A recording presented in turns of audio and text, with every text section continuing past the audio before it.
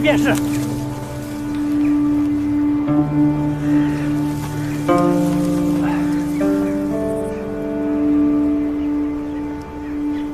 东哥，咱们去看看吧。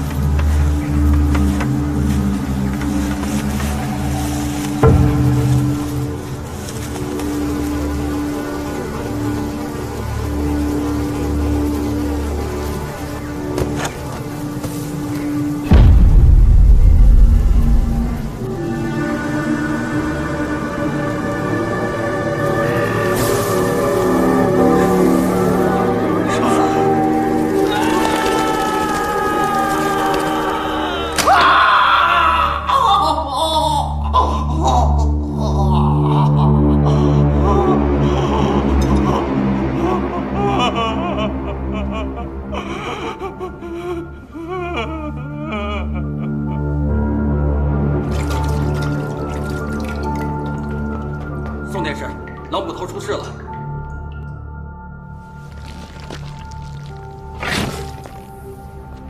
上面有字。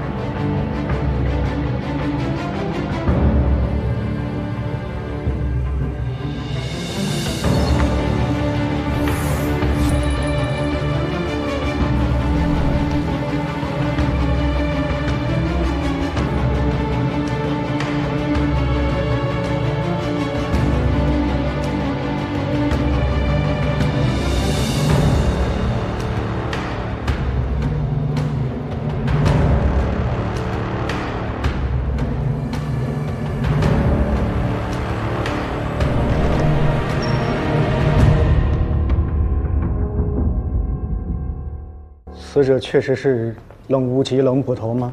回老爷，确实是。先盖上。仵作，可有验尸结果？禀老爷，冷捕头头颈上有明显的勒痕，颈椎也被折断，小人推断应该是吊死的，被人用这根杠子穿透尸体，然后在尸体外面裹上一些稻草，做成草人立于田间。这凶手简直是丧心病狂啊！啊，这么长的一根木杠，可不多见啊。这应该是根窖杠。啊？何以见得？这杠子是桑木做的。那你还懂木材？小人不懂，只是小人刚刚比对了8种木头，才确定是桑木。这桑木硬度韧性俱佳，所以窖杠大多数都是桑木做的，再加上这长短粗细，因此小人断定它是窖杠。窖杠。那凶手是个轿夫。老爷，据小人想，凶手不太像轿夫。轿夫都是大字不识的粗人，可是这杠上刻了一句文言。还有文字？老爷，在这儿，这里。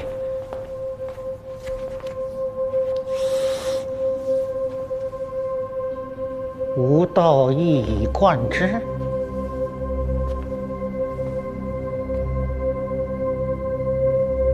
子曰：“深乎！吾道一以贯之。”这凶手竟然会引用典籍，如此说来，不但不像教夫，而且也不像冷捕头抓过的贼人寻仇啊。谢师爷说的是，那贼人也大都没读过什么书。你叫什么来着？小人曲三钩，快班衙役。哦，我想起来了，你是冷捕头的徒弟，是，可曾读过书？小人曾经念过1年私塾。那可曾听过这句话？小人不知晓。你呢？兵老爷，小的也没有听过这句话，不过小的明白是什么意思。哦，你倒说说是什么意思？吾道一以贯之嘛，这“杠”字不就把冷捕头一以贯之了吗？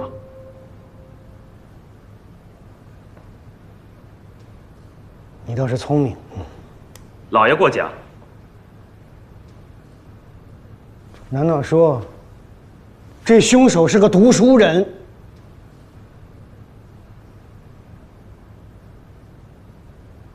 哎呀，你们倒是说说，这案子该从何查起嘛？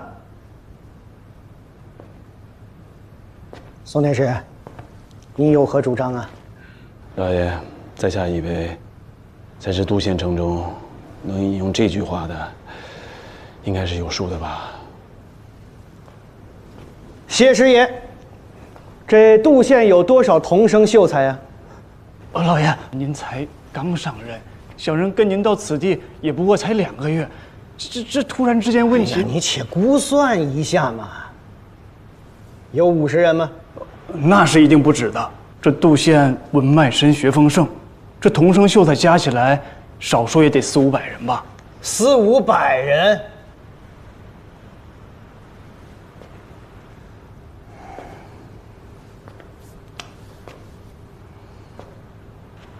全部抓起来，挨个审。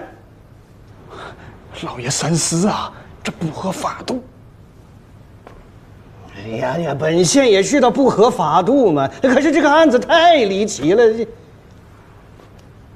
师爷有什么合乎法度的办法？老爷，以小人之见，咱们还是先报到府里吧，请府台示下。言之有理，我们等府台示下就是了。走，师爷，你宫门去。老爷且慢。现在快班没有了捕头，按照常例，该由造班的一班头监管快班。你看着办吧，啊！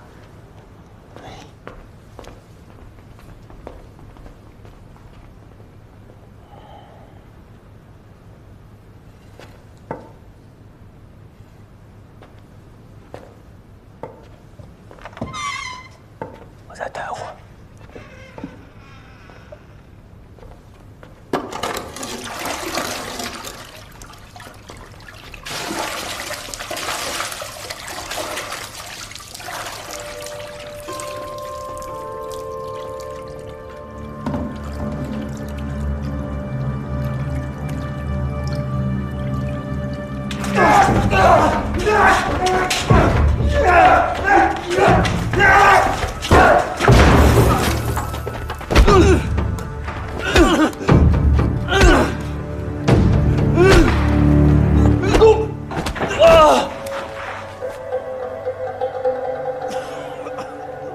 师傅，你们俩谁先动的手？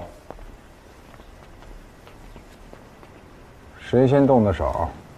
他。张老三，你先说吧。是龙头。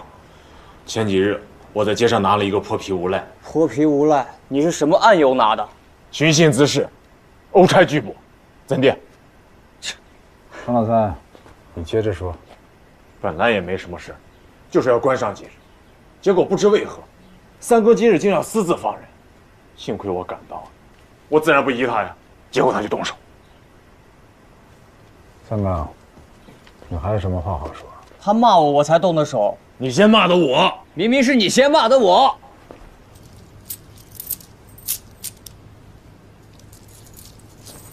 拿着，拿去看伤去吧。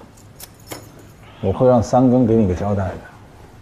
老头，这又何必？就是点皮外伤。让你拿着就拿着。多谢老头。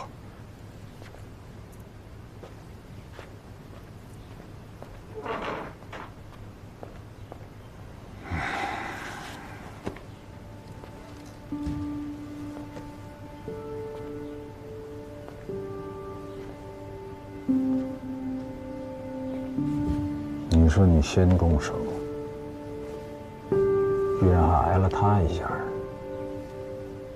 我看看，除了脸，哪还伤了？倒也没什么，就是膀子好像脱臼了。脱臼了？是师傅弄的。张老三这次可缺了大德了。说来听听。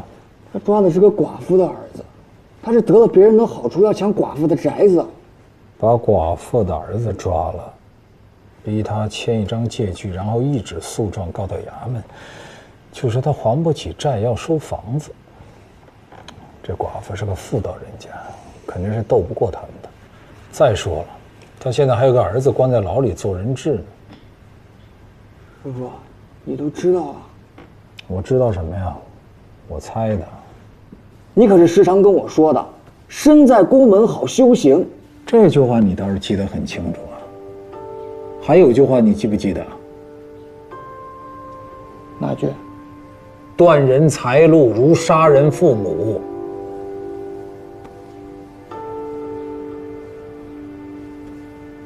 师傅，我以为当捕快不是为了成全谁的财路，是要成全公道。公道就是像你这样直来直去的呀。公道是一条绕远的道啊。师傅，我不懂。你不懂就自己好好琢磨琢磨。这件事情里头应该不止张老三，应该还有别人。别人？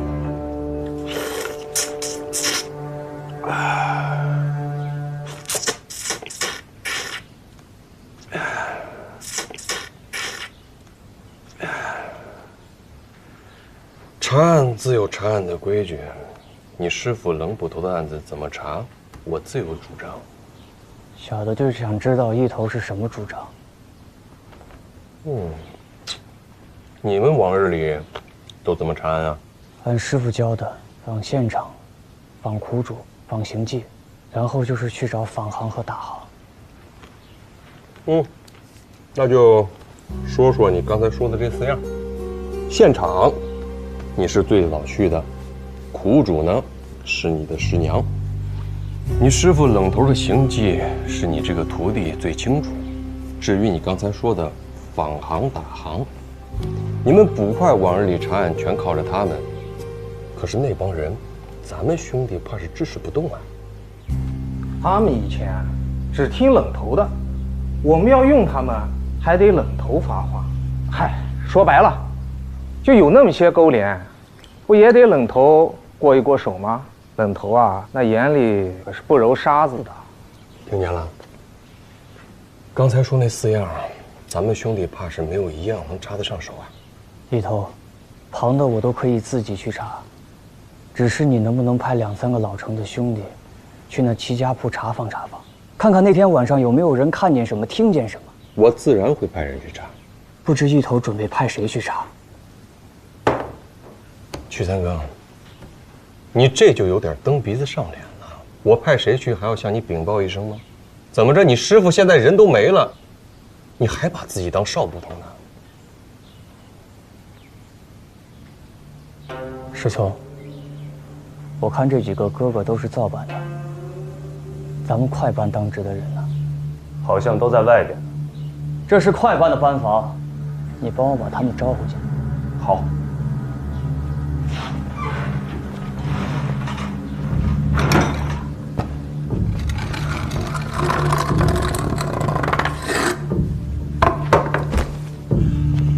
来，放！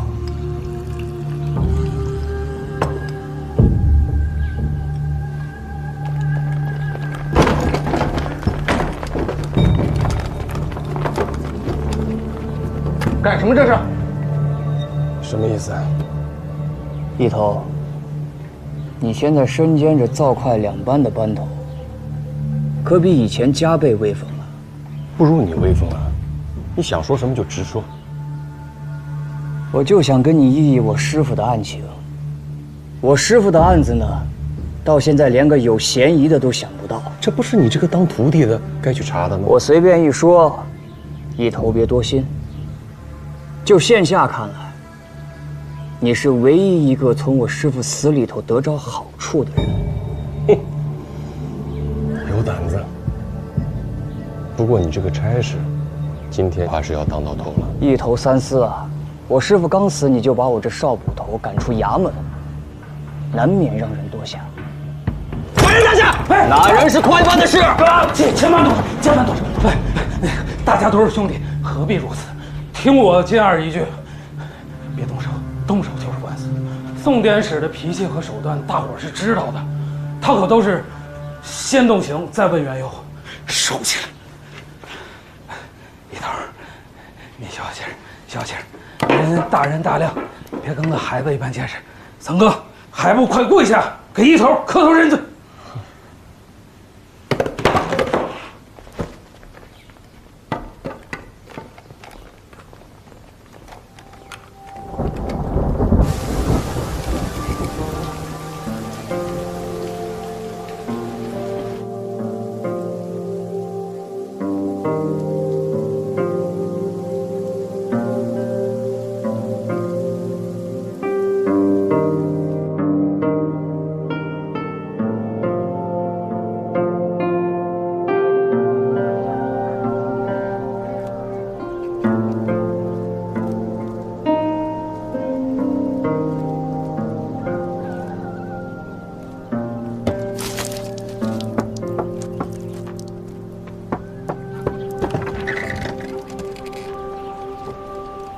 桂儿师妹，三更哥，你进来吧。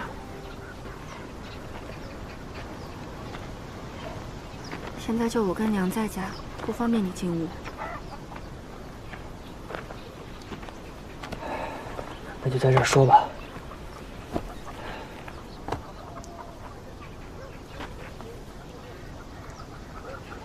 师傅他，三更哥，既然已经验了尸，你就告诉我爹他到底是怎么死的。仵作说他是被吊死的。在哪？尸体是在城东10里齐家铺的田里找到的。他出去办差，没带你。昨天没有差事，我就一直在衙门里。师傅是下午走的，我不知道师傅去了哪儿。师妹，现在家里有什么我能帮得上的？三更哥，我跟娘都是妇的，弟弟也小，到办丧事的时候，少不得要你帮忙。那是自然。可现下你只有一件事情可以做。师妹，你说。拿住凶手，给爹报仇。三哥，你放心，兄弟们跟你都一个心气儿，都想着给冷头报仇呢。金二哥他们现在已经到齐家铺盘查去了。快班毕竟还是师傅的快班，反行打行不买别人的账，只能你自己去了。说实话，我不太相信他们。不太相信？你确实，他们的话都真真假假。倒不是因为这个，我还没想明白师傅的死对他们来说是好是坏。冷头的死，于他们有什么好处吗？现下还不好说，找肯定还是得去找他们的。不过，给我们自己先查出些端倪再说。认识这地方吗？哼，说来可笑。我15岁那年啊，曾经起了个誓，我这辈子再也不会来这种地方。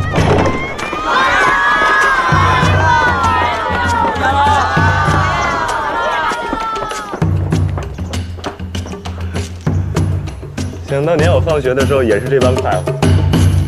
你是问这巫道一以贯之吗？是，王夫子。这是《论语》里《里仁篇》中的一句，是孔夫子点拨曾子的话。孔夫子的意思是说，我的道是一体的、一贯的。诸子集注上说，圣人之心，浑然一理。那孔夫子的道，到底是什么意思呢？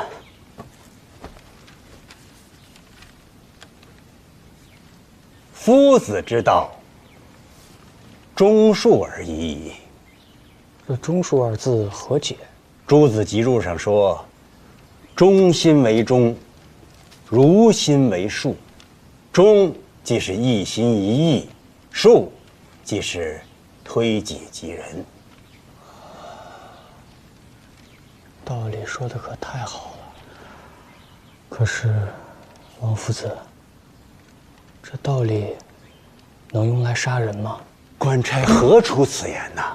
圣人之道是用来教化做人的，怎么可以去教人杀人呢？这圣人的道理一样可以杀人啊！哎，舅舅，该如何杀呢？放肆！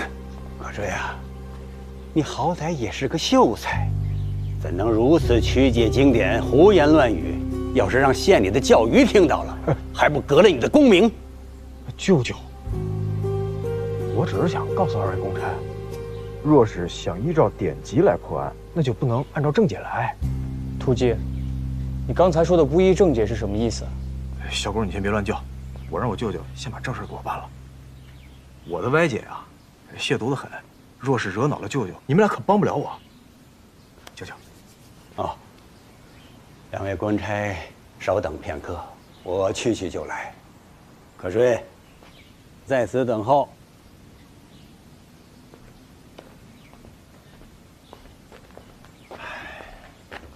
突击，舅舅走了，快说说你的歪理吧。且慢，三哥，你为何一直叫他土鸡呀？因为我姓凤啊。凤可吹，我听闻过你，众人都说你是一个狂生、风秀才。不讲了。突击，你就别谦虚了。我们确实是来找破案线索的，是个命案。你要想到什么就快点说。我就问一句，这文言可是歹人留下的？正是。是杀人的凶犯留下的。里仁篇共有26句，总计600多字，通篇都是在讲人，不会说何人该杀。所以，文言和杀人毫无关联。这歹人既知圣人教诲，还故意在行凶之后留下文言，他定是个愤世嫉俗之辈。此举说明他不信经典，不服礼教，不认圣人。他这是挑衅，他是在嘲讽圣人。可吹，舅舅，这是3升米，你先拿去吧。舅舅是怎么知道可吹家里断了锤，没了粮的？你来此还能有何事啊？突击啊，现在可以说了吧？说什么？武道一以贯之的歪解。哦，那你先给我描述一下案情吧。我不描述，你若知晓了案情，就会顺着案情说，难免会有牵强附会的地方。我就想知道你到底可以歪到何处去。也罢，我可以说给你们听。不过什么？说这东西哪能在光天化日之下呀？突击，现在说吧。伙计，来嘞！客官，来点什么？3屉猎捕头高蒸肉包子，3碟春不老蒸五表，3碗水面。我俩吃过了，不用点我俩的。我没点你俩的。还有啊，这面吧，一碗一碗上，等我快吃完上一碗的时候，再上下一碗。好。哎，我还要配10香瓜茄、5方豆豉，还有酱油浸的鲜花椒，啊，糖蒜、蒜汁儿、猪肉螺。好嘞，慢用。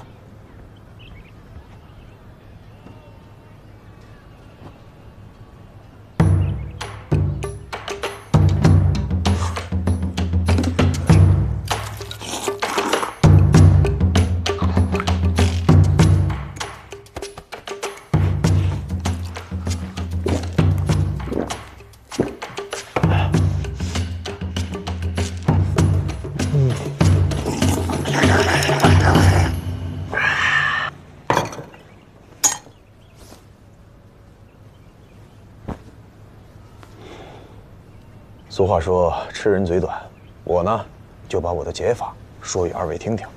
我们发现尸体时是，刚刚不是说了，若是我知道案情会牵强附会吗？我就想知道一点，发现尸体之时，是在巫室之内，还是在光天化日之下呀？光天化日之下。仇杀，深仇大恨，这凶手有冤，他想要世人都看见。何以见得？若是你受了冤屈，你会怎么做？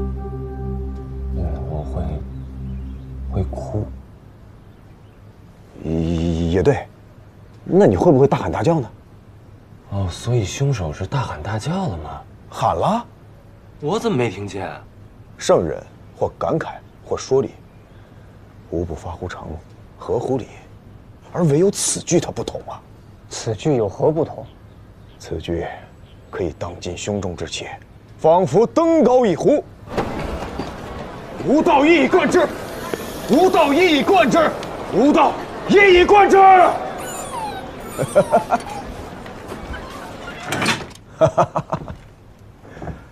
受尽委屈的时候，不就是想要宣泄一下吗？除了宣泄之外呢？凶手是在说反话。反话？他应该是想告诉大家，死的人是不忠不恕之人。什么叫不忠不恕啊？那就要看死的是什么人了。死的是我师父。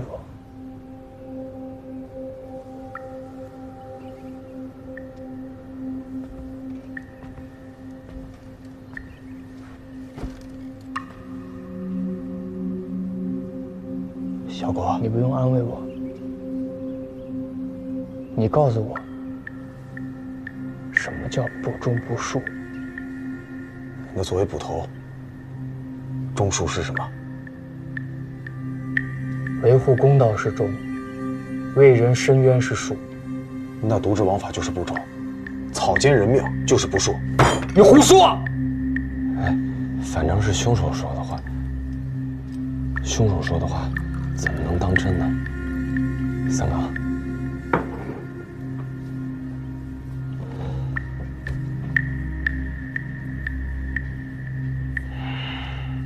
土鸡，我不该使气。你想到什么，你尽管说，我不生气。不管你生不生气，我都会实话实讲。这人都杀了，凶手有必要说假话吗？那他为什么不干脆多写点字儿，把自己的冤情也写明白？他为什么不去衙门告状啊？他告不下来。他知道自己告不下来，所以才选择亲手杀人报仇。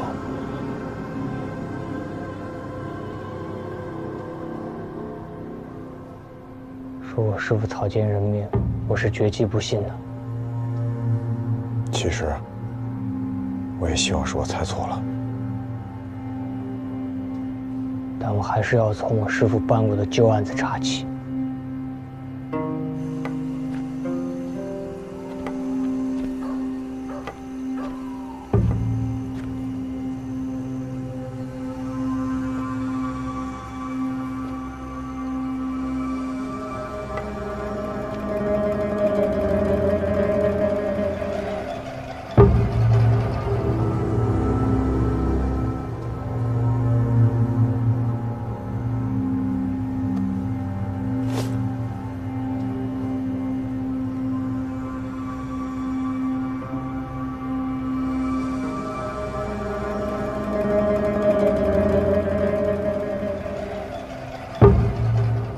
宋典史，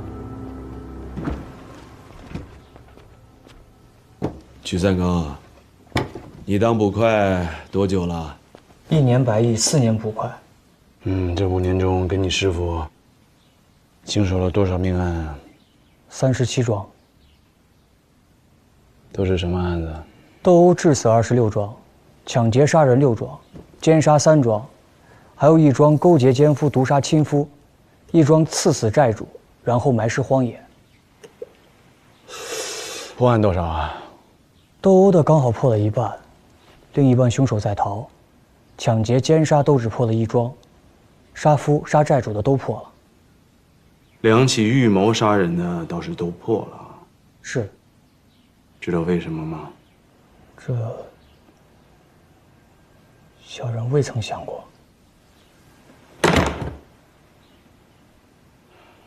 查了的案子，那才是案子；没有查的案子，就不是案子。不是案子，你在卷宗里能找得到吗？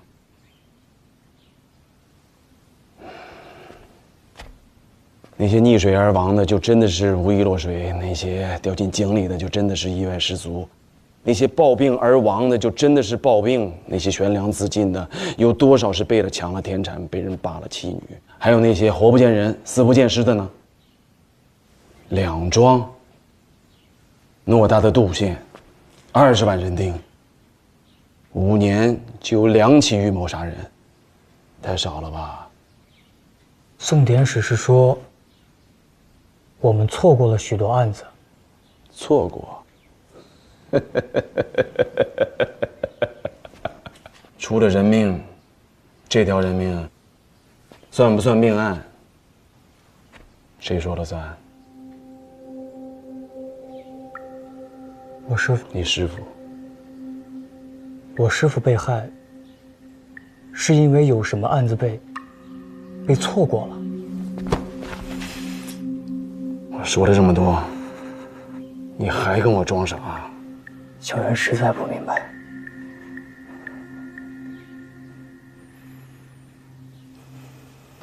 你回去好好想想。小人告退了。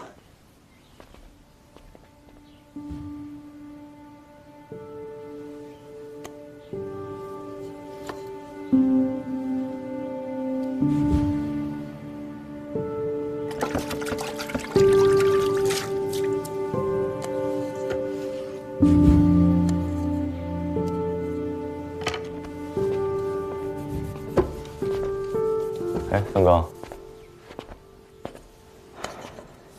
冷头的腰牌，冷头前日申时从衙门走的，他没拿腰牌，他不是去公干了。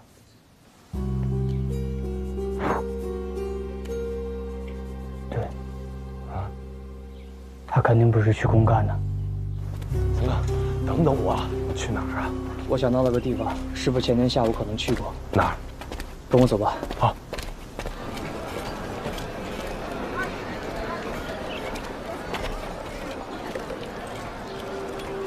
三哥，你知道这翠华楼是何处所在吗？青楼。你的意思是，冷头那天半下午还来逛了个窑子？师祖，我找你同来是想多双耳目，免得我忽略错漏掉什么线索。但是，如果你把此事说与别人，败坏了师父的清誉，我曲三更定不会与你善罢甘休。哎，三哥，你放心，这衙门上上下下，谁不知道我高世聪是城府极深的？这样，我给你起个誓，过往是您听真，我高世聪若把今日之事说与旁人，就不得好死。一以贯之。这下你放心了吧？走了。等会儿啊，咱们就穿着官衣大摇大摆的进青楼吗？那依你呢？我们走后门进去。后门？三哥，你连妓院的后门都认识？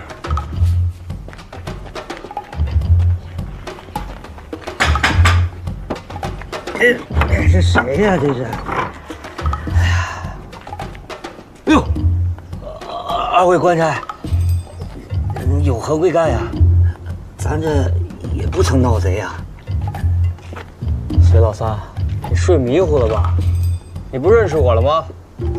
哎呦，这不三根哥吗？哎呀，睡迷糊了，睡迷糊了。三哥哥，你今天怎么来这么早啊？林妈妈起了吗？该是起了。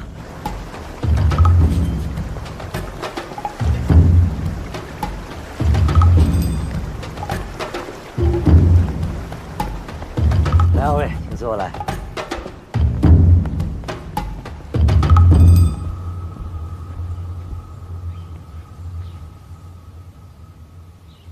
知道了。两位官差，快请进。两位上差大驾光临，快请坐。林妈妈，您客套了。这位高捕快是自己人，您就如平日一般就行。啊，自己人。自己人。既是自己人，那我就不客套了。三更，这个时辰匆匆而来，是有什么要紧的事儿吗？也没有太要紧的事。师傅本是要来的，但他有公务脱不开身，就吩咐我来了。他叫你来做什么？哦，师傅的招文袋不见了，里边有件公文。他说他前日下午来过这儿，就吩咐让我来问问是不是落在了林妈妈这里。这件公文一定很重要吧？很重要。那是有多重啊？啊？想必至少得有100来斤重吧。林妈妈，您说笑了。不说笑，要不是有这么重，怕你一个人搬不动，何必又找一个自己人一同前来呢？三更啊，我与你师父相好之时，你还没出生呢，这个谎话骗不了我。三更，你实说，你今日找我，到底是为何事？师父他出事了。他出什么事了？师父死了。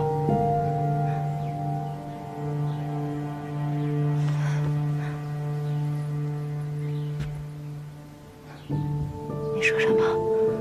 还再说一遍。师父死了。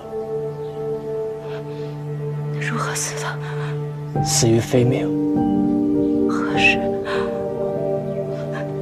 这是何时的事？前天。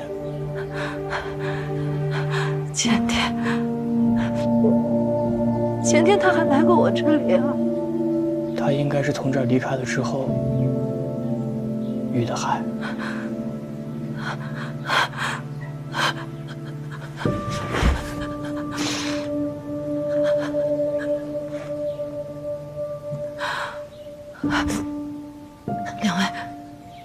两位，请暂且一步，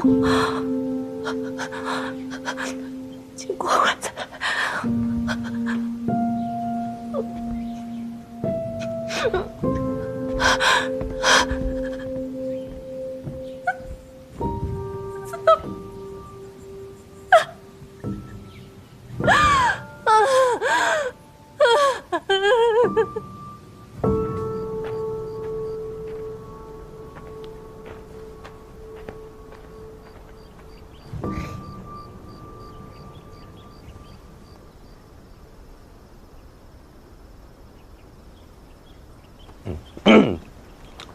哎，三哥，那个林妈妈，你很熟吧？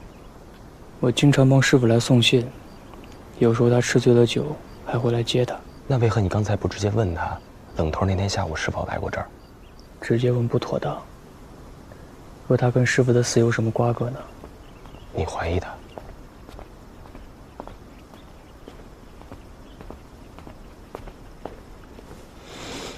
我还不知道是不是该怀疑他，所以我还不能轻信他。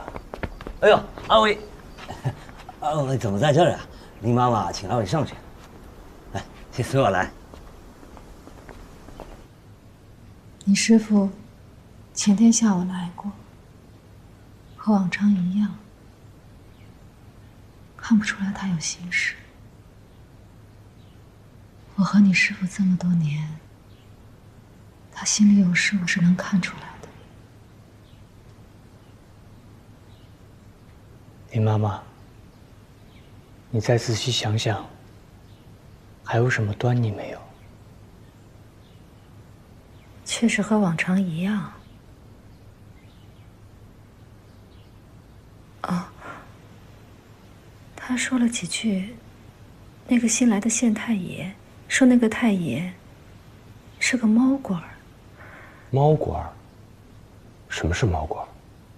无极做了20多年的捕头，伺候的老爷多，他把官儿分成了狼、犬、蛇、鼠、猫5类。狼自然是最狠最贪的，犬嘛，不管自己贪不贪，但是会把家看得极严，手下当差的基本上捞不到什么油水。蛇柔弱无骨，其实最毒，但蛇也是爬得最快的。鼠不但奸，而且贪，什么芝麻绿豆大小的便宜都不会放过。还有，就是猫。师傅说，对咱们当差的来说，猫是最好的。猫嘛，喜欢别人顺毛，顺了毛就温驯得很，而且除了玩耍就是睡觉，睡觉的时候还居多。猫不是最善捕鼠吗？这位捕快小哥，怕是没养过猫。我翠华楼也有几只猫，若是平日也喂饱了，哪里会想要去捕鼠？只是抓了一只，做做样子罢了。哦，原来是这么回事儿。冷头太会打比方了。林妈妈，师傅是何时走的？酉时走的，大约是酉正时分。酉正？肯定是酉正吗？不会错。掌灯之前，那就是我们将要上课的时间。那他有没有说他要去哪里？还有没有什么其他的事情？他只是跟我说要回家。我一时想问的就这么多，再有什么还会来打扰的。林妈妈若是想到什么，也可以派人去衙门找我。我们就先告辞了。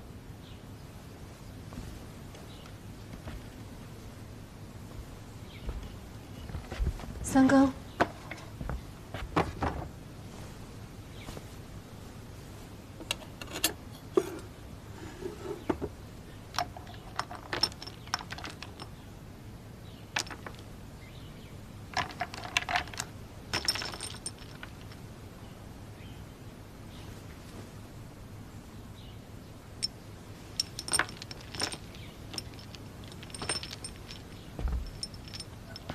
你把这些拿给你师娘。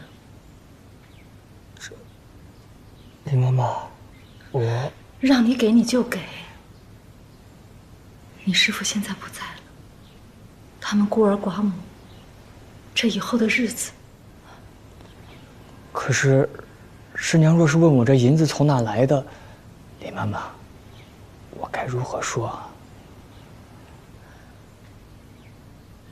你就说是城东的薛举人给的。多年以前，薛举人欠了你师父好大一个人情。林妈妈，那我替师娘谢谢你了。你师父一直把你当做他儿子看，你一定得对得起他。林妈妈，三更记得。林妈妈说师傅要回家，可师傅的尸体是在城外发现的。师傅是有正式离开这儿的，就快要关城门了呀。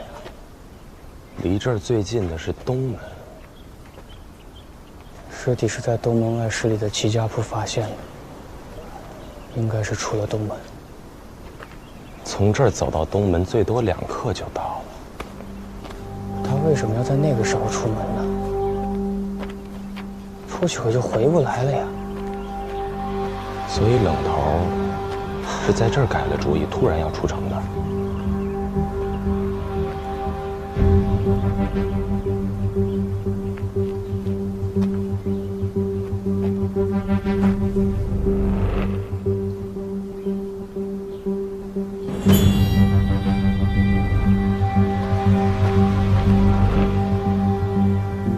肯定是因为非常重要的事情。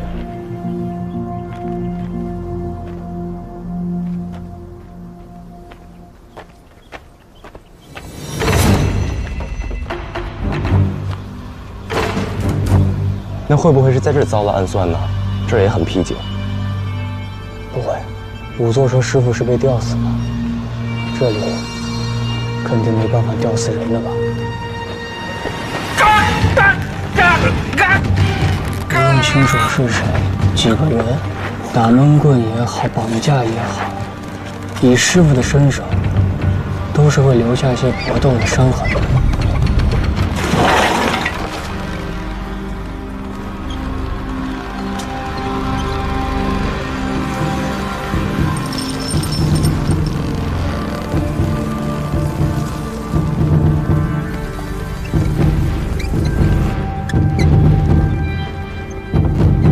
多半是熟人，在这候着师傅，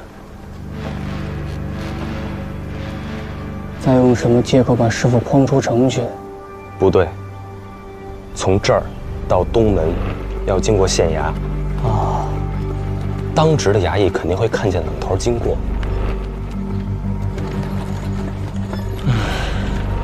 师傅到底是如何出的城啊？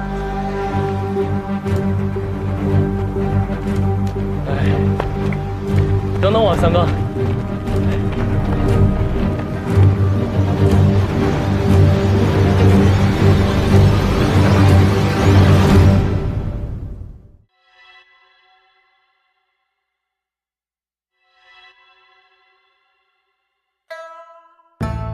骨头的中间，刀刃的旁边，有些甜。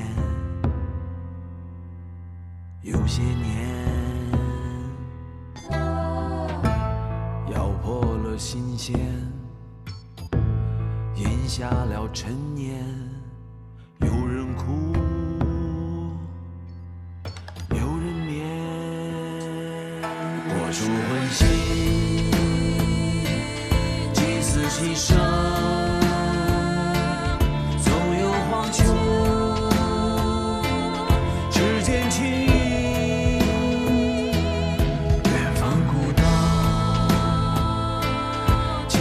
翻唱，野火不尽，岁岁枯荣。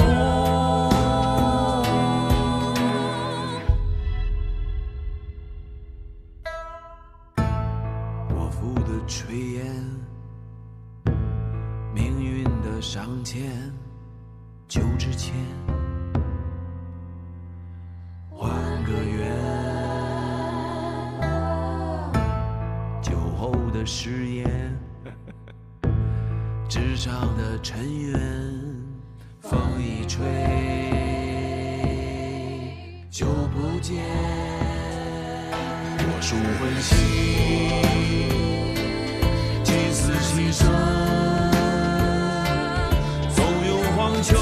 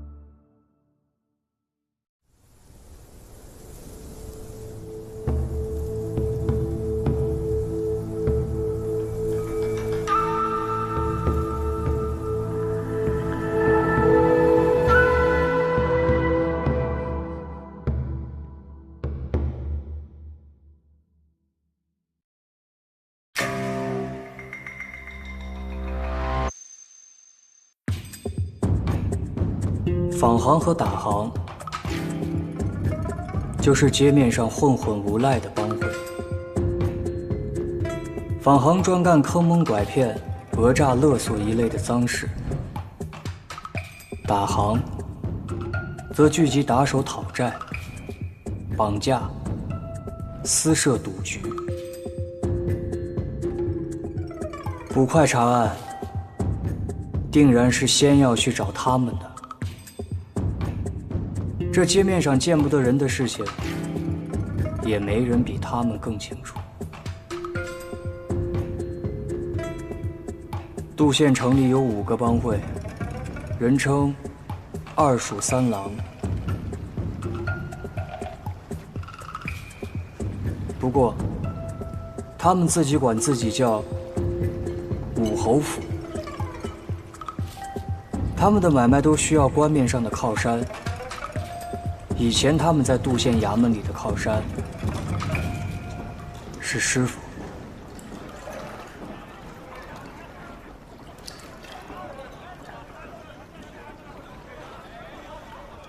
来，先干了这杯。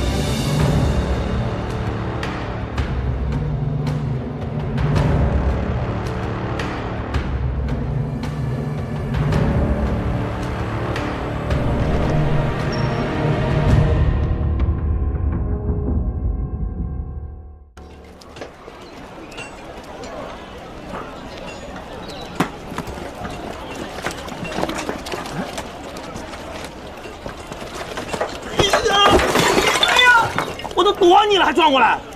不是我，是你撞上来的啊！还敢倒打一耙？知道这酒多少钱吗？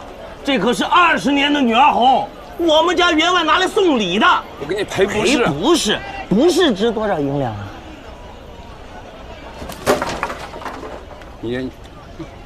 你是讹我？讹你？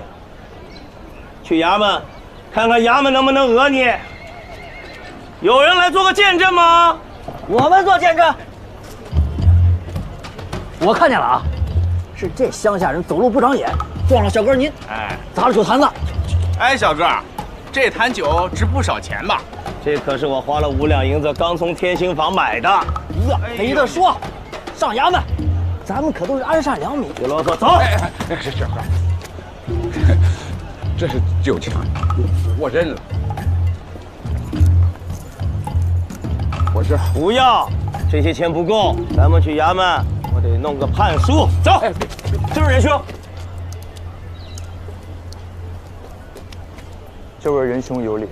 您是哪位？学生只是路过，见这位老者实在可怜，所以我想帮他。帮他还钱吗？对。见过大恩大德，大恩大德呀！不必如此，不必如此。这是多少？不瞒您说，这是4两6分银子，还有10来个铜板。仁兄，您看，就当行善积德，放过这位老者。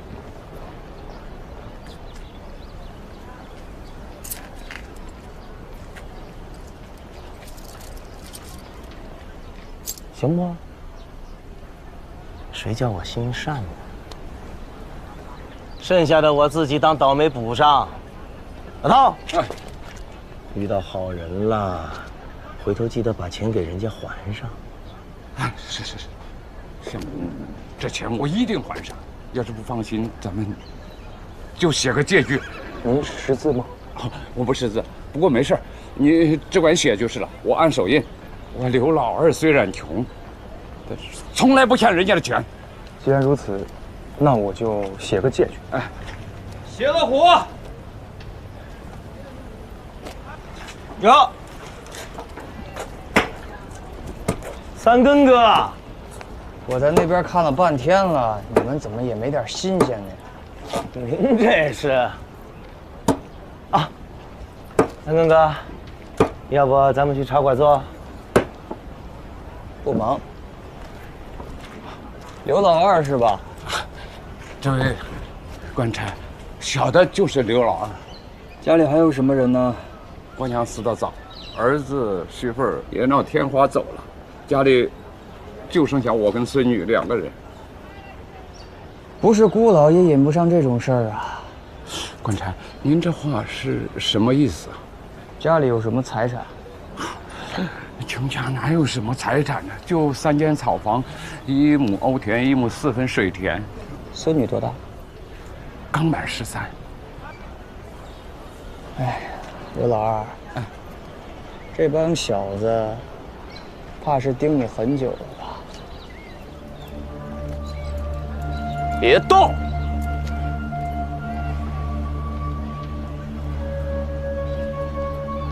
你是何人？我怎么不认识你？三根哥，这是新来的，还不赶紧过来给三根哥见礼？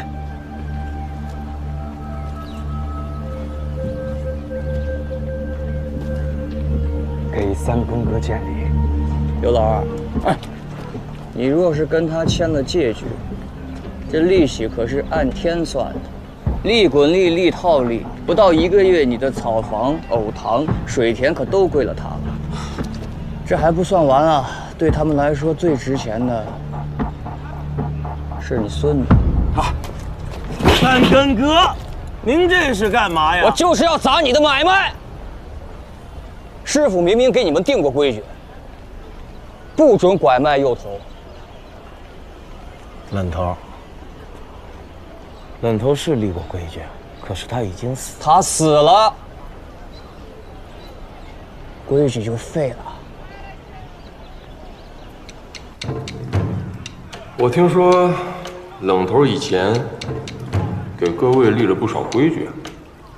啊，您肯定有您的规矩吧？我这个人不拘小节，没那么多规矩。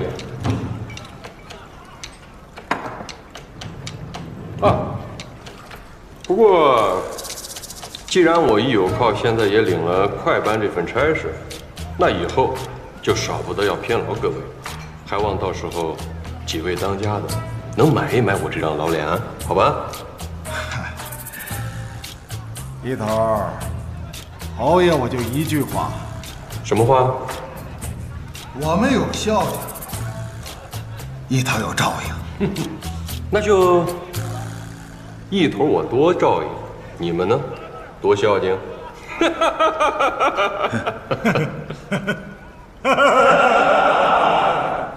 一头痛快，当家的痛快。干。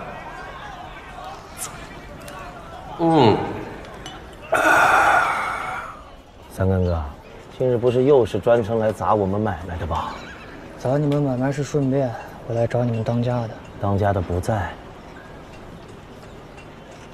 又不在，我来了几趟了都不在。这样吧，给你个差事，你们当家的回来了，你去衙门给我送个信。你可得给你们当家的说好喽，让他就在这儿等着我。这差事算是落在你身上了。三根哥，您这不是为难我吗？送个信怎么为难你了？你们坊行不就是整日东街串西街转的吗？不是，嗨，三根哥，武侯府5个当家的，您应该不只找了我们一家吧？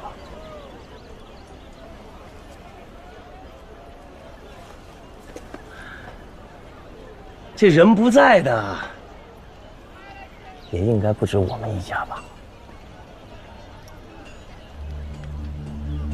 所以你们是商量好了的，只要我曲三更一来，你们就都不在。三更哥，有些话说明了，它就不好听了。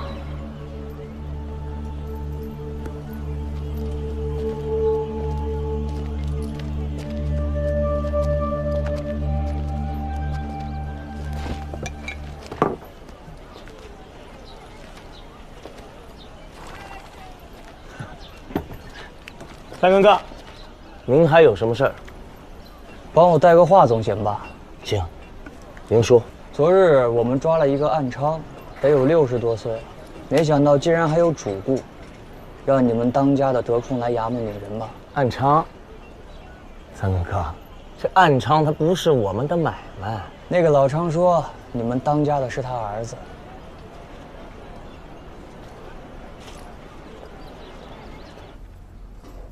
一头，这坊行党行平日里都在澡堂里聚头吗？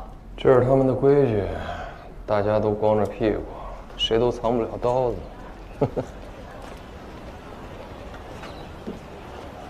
嚯，秋老虎啊，这都9月了，还这么大太阳。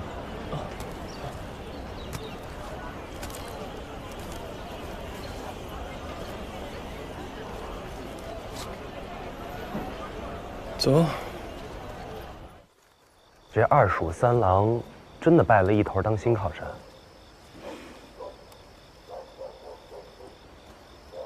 师从，你知道吗？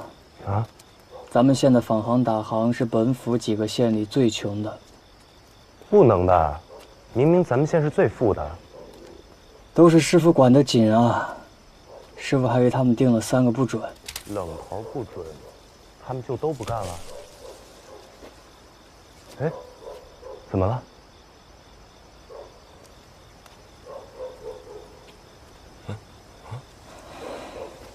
没事，回家吧。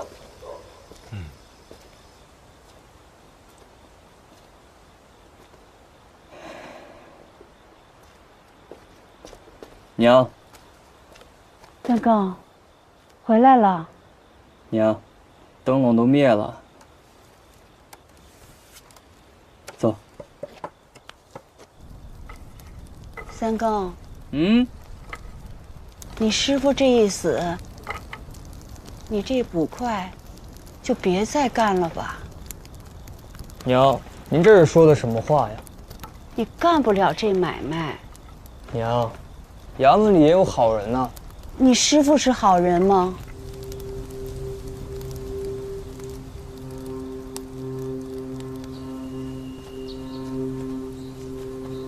师傅，事办妥了，崔员外给了10两。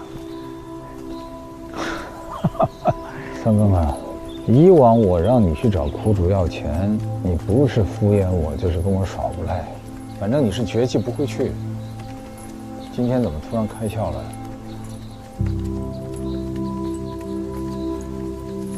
师傅，我怕我再不开窍，您就不要我了。我倒是怕你再不开窍啊，你就该不要我这个师傅喽。师傅，如果没有您，我当不上捕快。我也喜欢当捕快，我喜欢抓贼办案。可是师傅，我能不能当一个不昧着良心的捕快？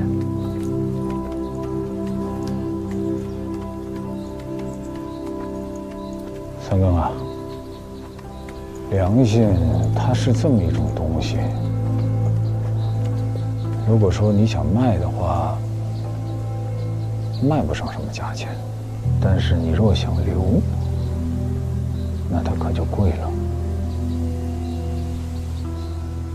我是怕你以后啊，会付不起这个价儿。师傅是好人，娘只知道，他是个特别厉害的人。这么厉害的人是做不了好人的。像他这么厉害的人都丢了性命，那凶手肯定比你师傅还厉害。娘，三更，娘知道你是一定会给你师父报仇的，娘害怕。娘，我是个捕快，这世上哪有捕快怕歹人的道理？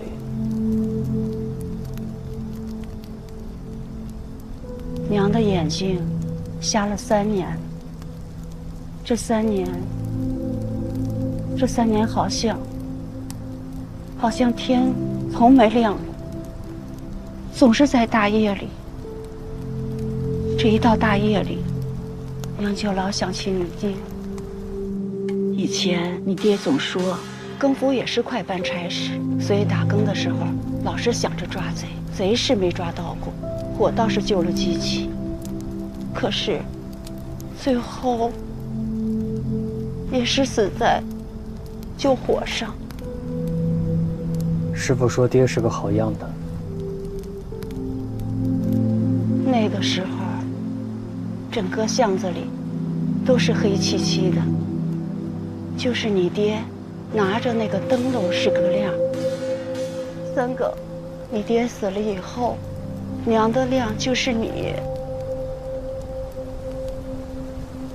娘，你放心，三更会好好亮着。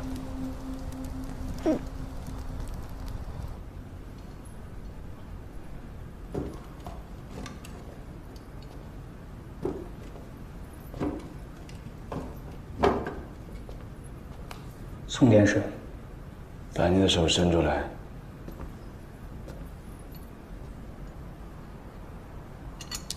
知道这是什么吗？这是一颗牙。什么牙？据小人看，这是一颗槽牙。你知道这颗槽牙有何特别吗？看仔细些。小人实在不知。槽牙最多有3个牙根，这颗槽牙长了4个牙根，这颗牙就送给你了。为什么？这颗牙难得一见，算你有缘。谢过宋天使，小人告退了。龙捕头那日，是不是去过翠华楼啊？小人不知。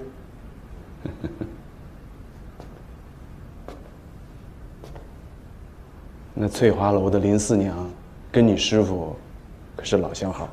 小人倒是头一次听说。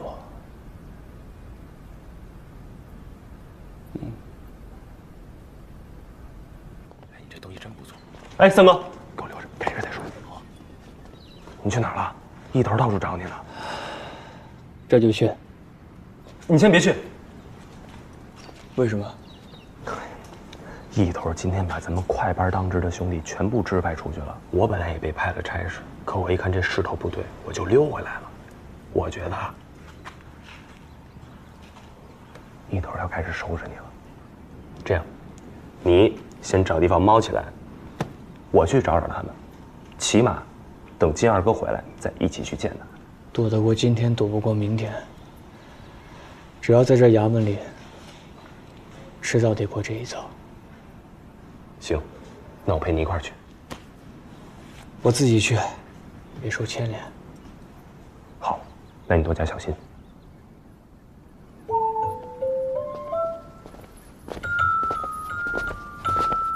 干什么？我回班房啊，跟你同路。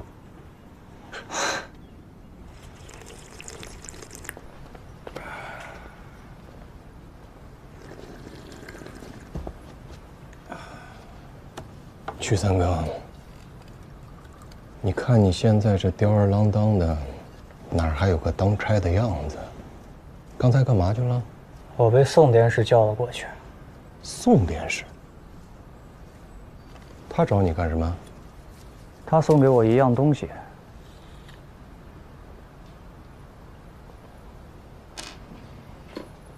这是个……这是一颗牙，槽牙。一般的槽牙有3个牙根，这个它有4个牙根。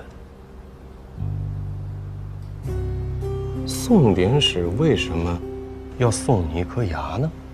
他说不为什么，只是难得一见，我刚好有缘。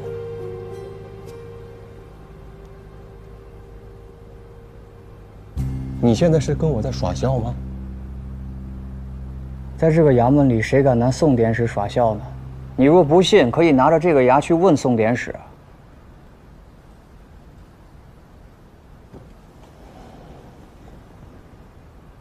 先不说这个牙的事儿，说说你的差事。你既然是个捕快，本分就是抓贼。崔家庄崔员外家中古董玉瓶失窃的案子，怎么还没破啊？当时这个案子是我和师傅一起去办的。又提你师傅？怎么着，曲三更，你以后准备顶着他的牌位混差事吗？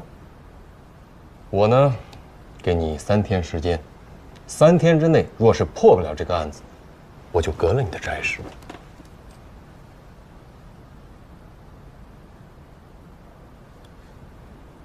还有事吗？不用3天。什么？那个案子应该是崔家庄一个叫崔顺的庄客做的。说说。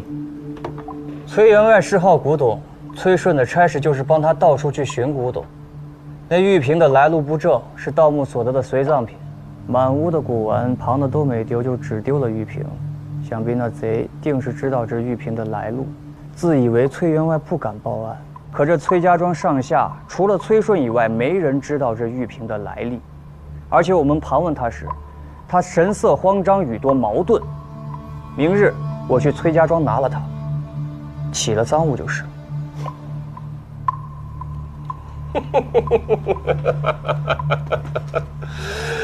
哎呀，好，今日这件事情，我姑且算你过关了。行了，拿起你的牙，该干什么干什么去吧。等会儿。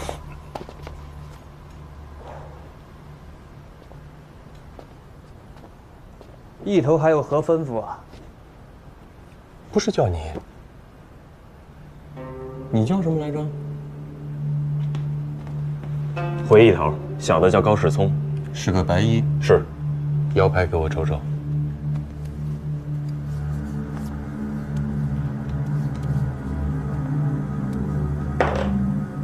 明日起不用来了，你被开革了。开革？什么由头啊？老子开革一个白衣，还用得着什么由头吗？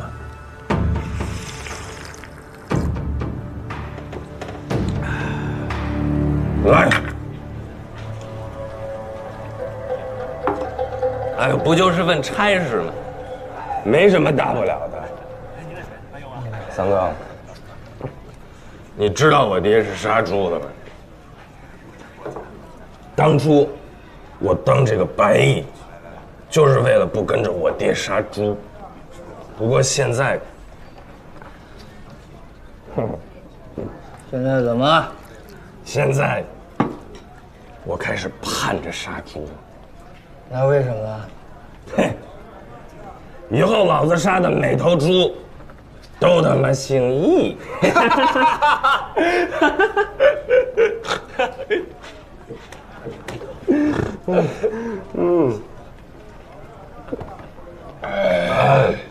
如果我爹没死，我现在就估计跟着我爹打更呢。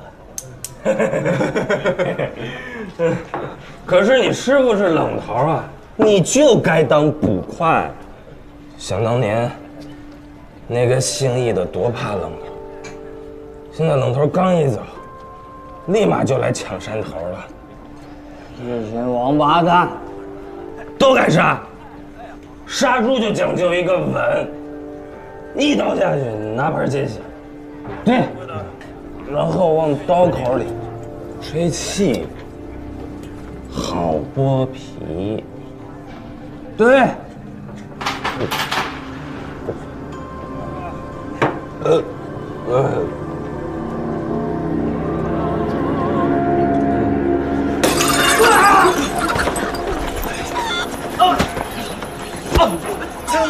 咱哥哥别打！你敢盯我的伤？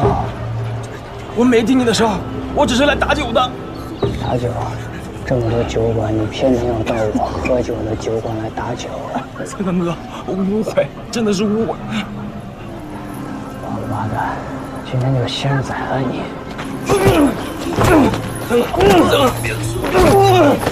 让开！离开！走！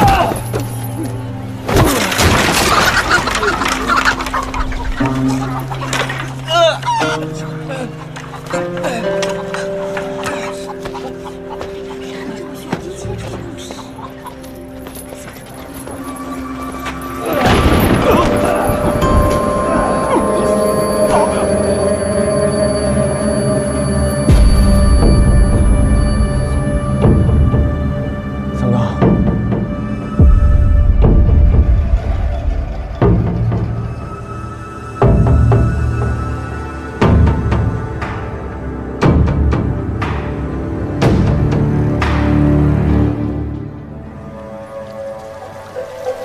捕快抓贼，没见过吗？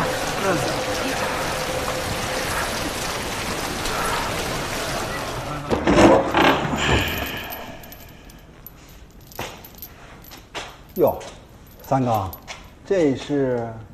你是谁？学生。钱墨。钱墨。钱墨，什么案由呢？寻衅滋事，欧差拒捕。寻衅滋事，欧差拒捕，怎地？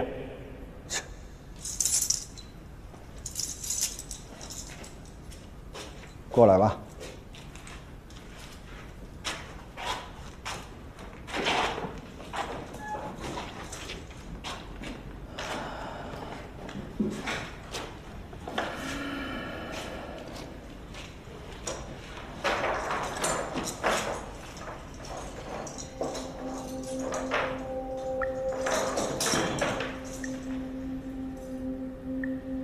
你现在像个捕快了。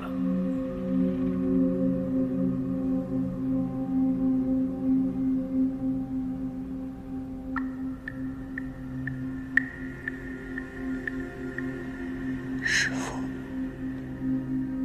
三更，公道是一条绕远的道啊。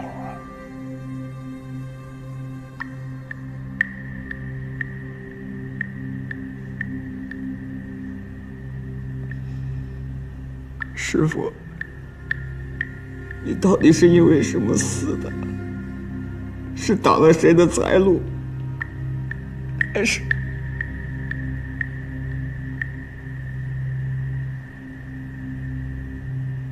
做了什么不公道的事？师父如果做了什么不公道的事儿，你是不是就不要我这个师父了？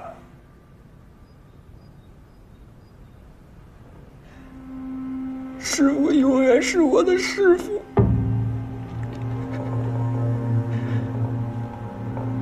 只是，师父是个好人，师父是个好捕快，对不对？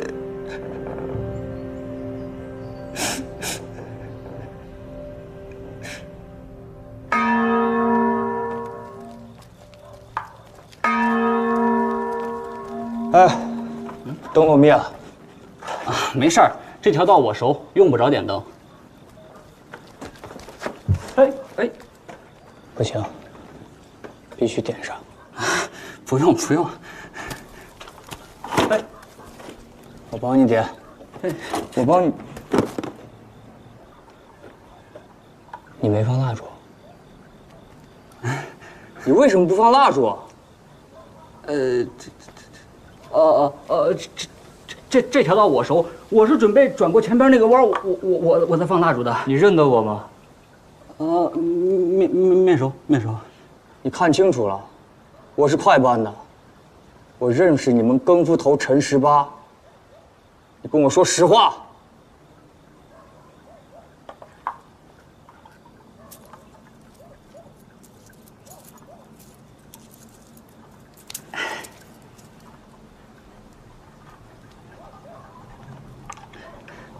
这是干什么？这，我求您了，您千万别告诉十八爷，不然的话我会丢差事的。您高抬贵手，我求您了，高抬贵手，求您了，求您了。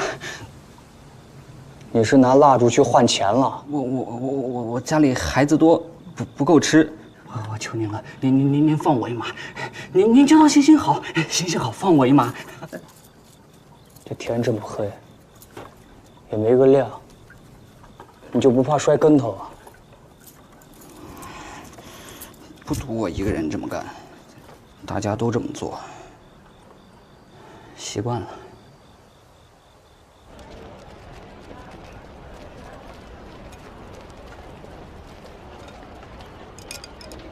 哎，大姐，这会儿还没上座呢，你等一会儿上座再来啊。我为何要等上座再来？你不是卖唱的？哎，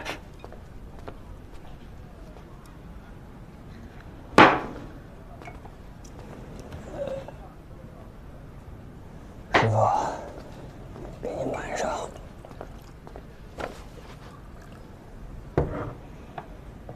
桂儿师妹，我去衙门找你，他们说你今天没去。是，我今天没去。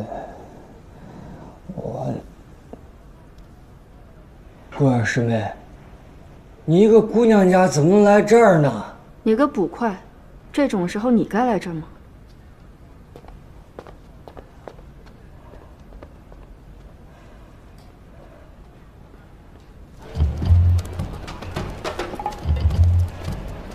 桂儿师妹，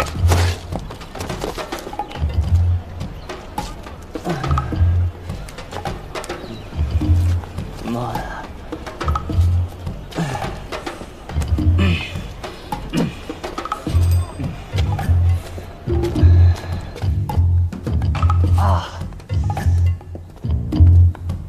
桂儿师妹，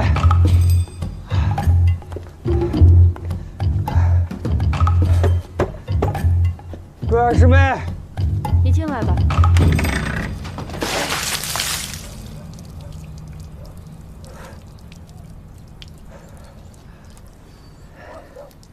酒醒了吗？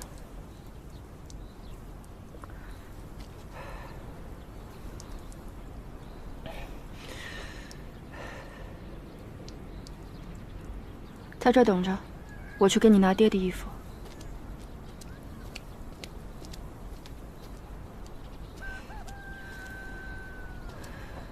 三更哥，合身吗？还好。那你就穿着吧。你穿爹的衣服，爹也不会见怪的。桂儿师妹，我不是。是不是查案碰到什么难处了？那就让爹帮帮你吧。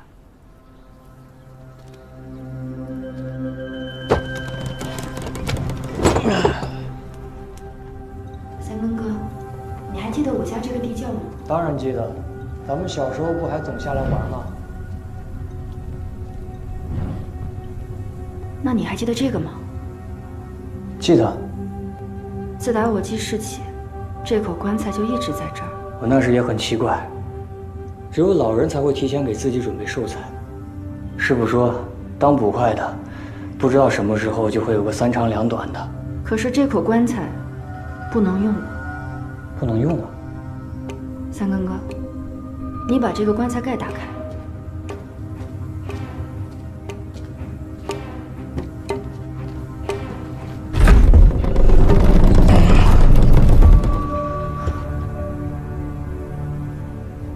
我数了1万两，爹谁也没有告诉我，连娘也不知道。我家虽然不算富户，但过得也算宽裕，城外还有半顷田。可是以爹一个捕头的进项，断然是不可能有这么多钱的。师傅他当了这么多年捕头，这县里上上下下的也都买他的面子，得些谢礼。这许多年攒下笔家业，也衙门的事我不懂，但是人情世故我还是懂的。要攒多少谢礼才能攒这么多钱？况且这些钱根本不是攒的，根本不是攒的。这银元宝都打着戳子，这些银元宝都是同一批铸的。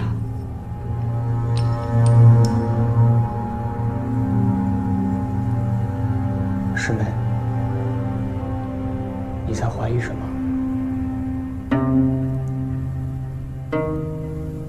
人为财死，在这个衙门里，没有一个人是干净的。可是师傅跟他们不一样。我不在意他是干净还是脏，不管怎样，他都是我爹。我猜师傅他曾经操弄过一个很大的冤案。这里还有别的。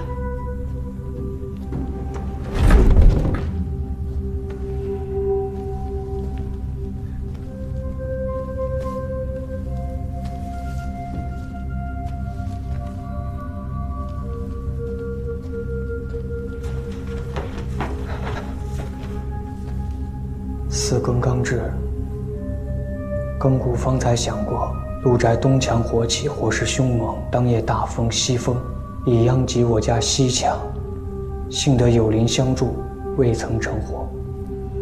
牛录宝。万历17年9月初7。万历17年9月初7。这些都是20年前的。都是陆宅20年前失火后邻居们的证词。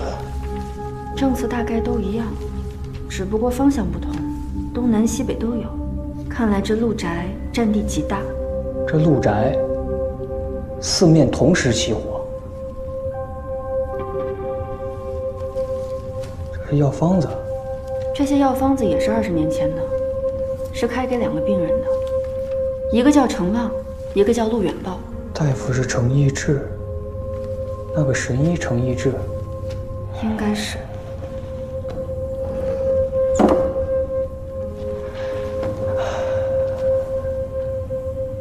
师傅做事向来缜密，有备无患，这恐怕是他保命的筹码。你是说，这些都是证据？1万两，能拿出这么多银子的，不会是小人物。那爹留这些证据，是不是为了牵制谁？那你说，我爹会不会是被这个正主灭口的？现在还无从得知。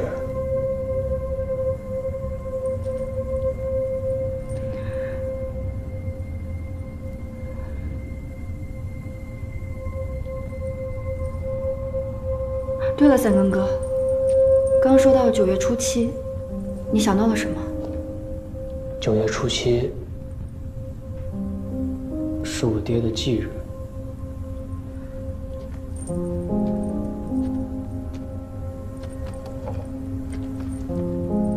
桂儿师妹，没有师傅，我怕是很难成人的。无论师傅是脏还是干净，师傅就是我的师傅。娘，我想问您件事儿。问吧。我爹救的那场火是在哪里烧的？铁狮子大街那边的河里，外来的姓陆，烧绝户了。你怎么突然问起这个？师傅还留着那场火灾的旁证证词。啊？这场火对你师傅来说是不得了的事儿吗？他从没跟我提起过。可他既留着那些证词，说明此事对他非同一般。怪不得。娘，怪不得什么？我以前从没听你爹提起过，跟你师父有过什么交情。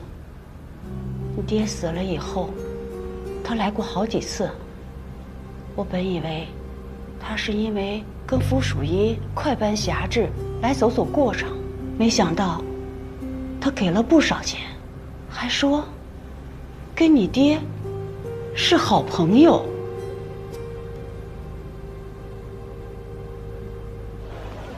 刘陆宝，正是小老二。可还记得20年前陆宅那场大火？啊，记得。此事，我倒是记得。记得，那能不记得吗？想到陆家当年那也是一场荣华富贵啊！哎呀，那把我吓得奶水都没有了。我们的老二是喝豆浆长大的。什么？20年前陆家大火，着火了？哪着火了？那日夜里我睡不着，嗨，和我们婆娘怄气，为什么怄气我想不起来了啊。无非就是他老唠叨啊。我那婆娘嘴碎得紧呐。哎，这位官差，你可能去接。我跟你说，是讨婆娘啊，顶好是讨哑巴。火是何时起的？这个嘛，不是3更就是4更，我就听见更鼓响了。更鼓响过之后，忽然之间，您猜怎样？怎样？一个火球从天而降，那火球忽忽悠悠，忽忽悠悠，就在这陆家的房顶上滚将起来。转眼之间，陆家就变成了一片火海。我这里有你20年前的证词，这上面可没提什么火球啊。嗨，那天夜里那个忙着救火，一直到天亮，慌忙之中忘了提及此事，那也是有的。哎，可不是我一人看到了啊，老街旧邻可都看到了啊。每我们坐在一起吃酒时候，只要有人一提到火球的事儿，哎，人人都说曾经见过。这火太凶了，从夜里一直烧到第2天后晌，这烧成一片白地呀。我家当时还没有败落，你别看我现在这样啊，那当时我也是富家子弟，那还是在县学上学的童生呢。这陆家少爷跟我还有同窗之谊，幸好有缘，我得遇一位义士，传了我这先天异术、奇门遁甲、堪舆地理、相面成命。这位官差，我看你这相貌就不俗，要不要我给你批一个8字啊？不要。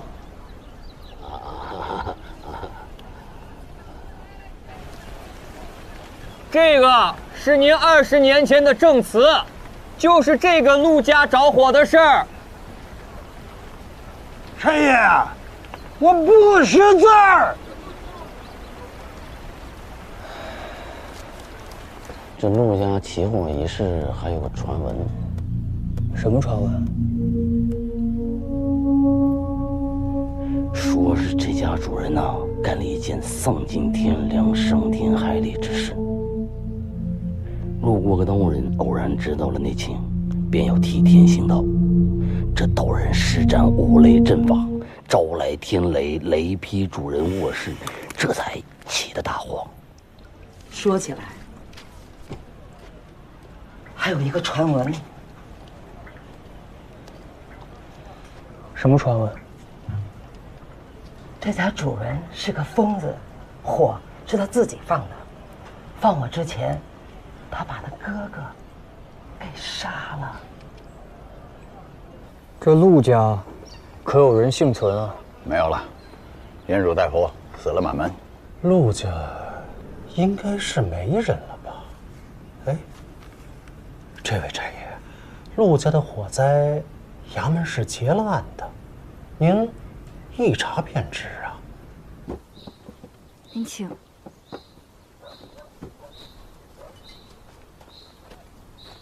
你娘的病就是悲伤过度、肺气郁结、心阴受损、肝气不和所致，所以急不得，先吃这3副药疏散疏散，再观后效。啊，是。哎呦，程先生，这位官差，他是我爹的徒弟。哦，小可我要取3更，我正要去找您呢。找我？我这有几套药方子，想请您查验查验。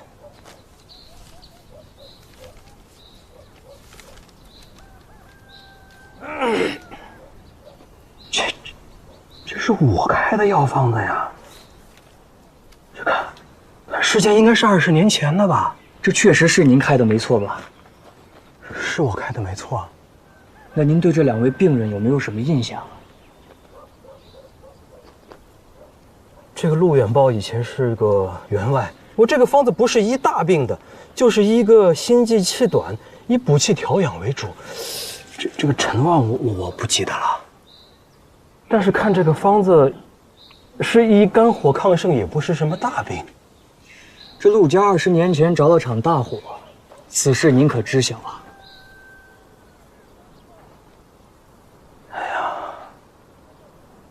好像是有这么回事儿。这陈年的药方，你是从何处得来的呀？我查别的事情时，看到衙门的案牍档案里夹带的，就想问问。哎，那就奇了。我去衙门作证已不是1次2次了。如果这个药方是证物，那按说应该有我的证词啊。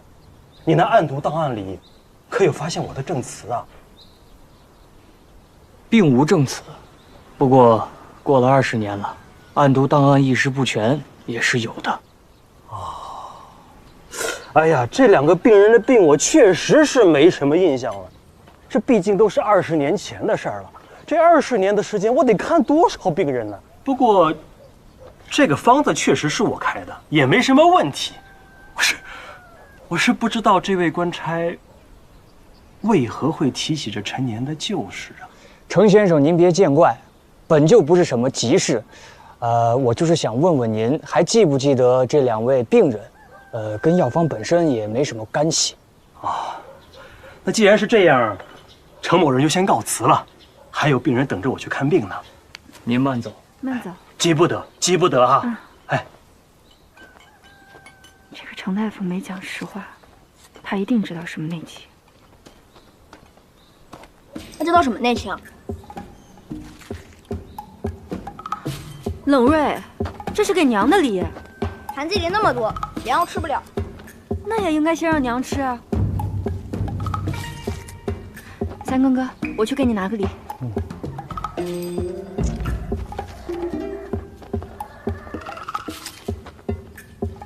瑞儿，你吃了几个？我就吃了1个啊！不可能，我明明洗了5个，现在只剩3个了，肯定是你偷吃了。我没有，我就吃了1个。那剩下的1个呢？那肯定是3个都偷吃了。我连屋都没进过呀。那是姐姐偷吃了。好你个冷瑞，反咬一口。那就是程先生偷吃了。你再胡说！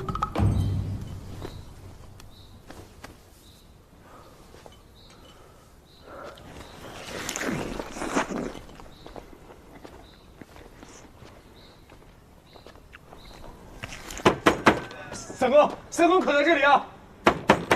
三更可在这里，三更。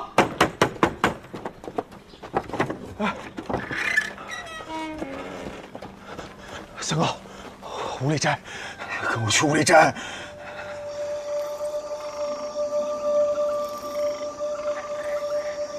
今天早上学童来上学，发现门被门栓锁上了，怎么叫也没人应。后来给舅舅做饭的老仆来了也打不开，就把我叫了过来。我是翻墙进来的，就看见这。现在还不能肯定这就是王父子吧？能肯定，这写我人的，是我娘做的。这是印石，舅舅生前最喜欢书法篆刻。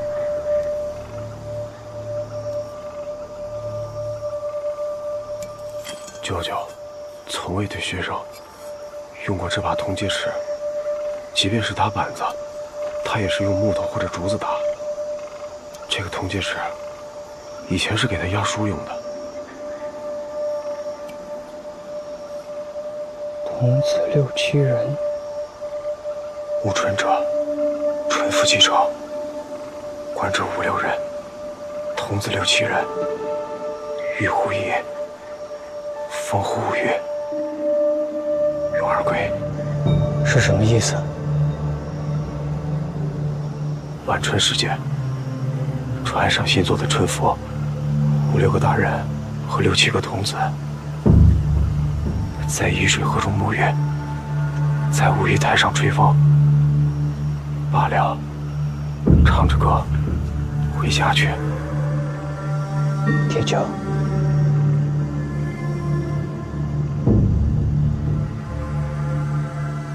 找把铁锹。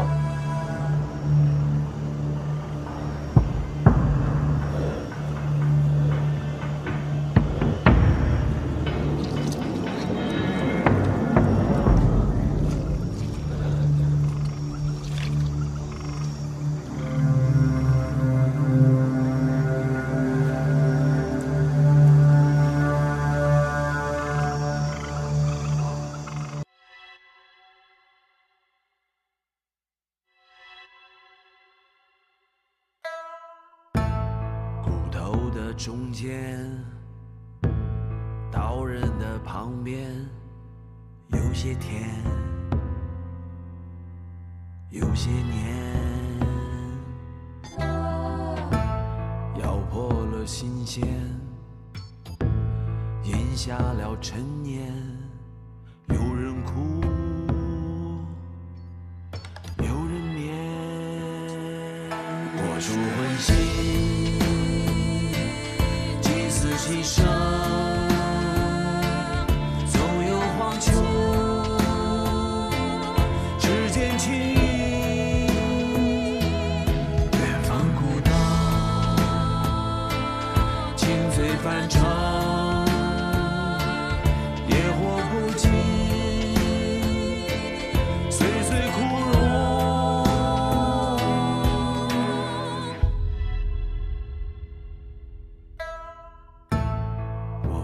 炊烟，命运的上签，酒之前还个愿，酒后的誓言，纸上的尘缘，风一吹就不见，我属魂心。其声总有黄秋，指尖轻，远方孤岛，情随翻唱，野火不尽，岁岁枯荣。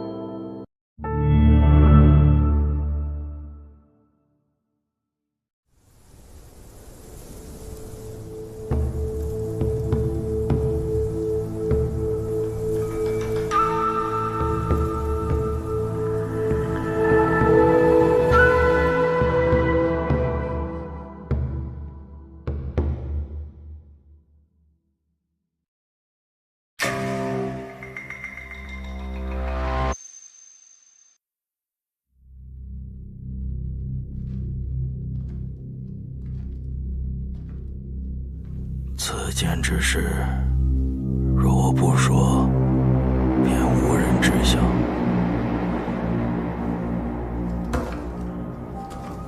今日说了，却也不是为了让人知晓，只是因为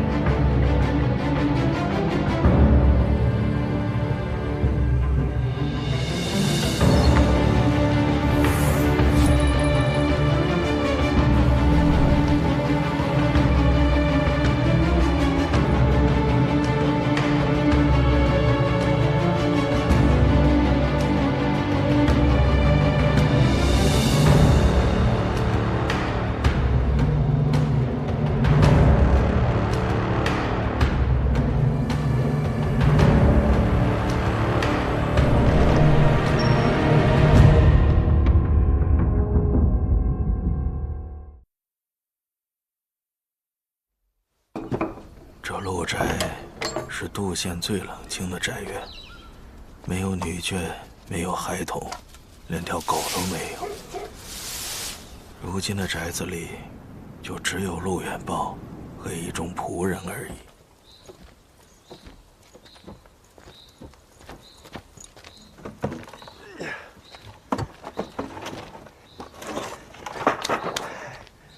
呀，看少爷，看少爷，我当是谁呢？吓死我了！该当吓死。若不是我陆直，换个人碰见你，你陈王必定挨一顿毒打。干少爷饶命！干少爷饶命！不是说了不许叫干少爷了吗？是。我问你，昨天是不是又赌了一宿钱？小赌，小赌。哎，你那梯子哪来的？啊，这梯子呀，是我昨天藏在院墙外的，就是为了今天一早能够翻墙进来。本以为神不知鬼不觉，没想到让你碰见了。遇见我是你的造化，正好我昨夜值夜。我问你，你昨天晚上是不是又输得崩子儿不上？最近手风不顺，我就不劝你了，劝也无用。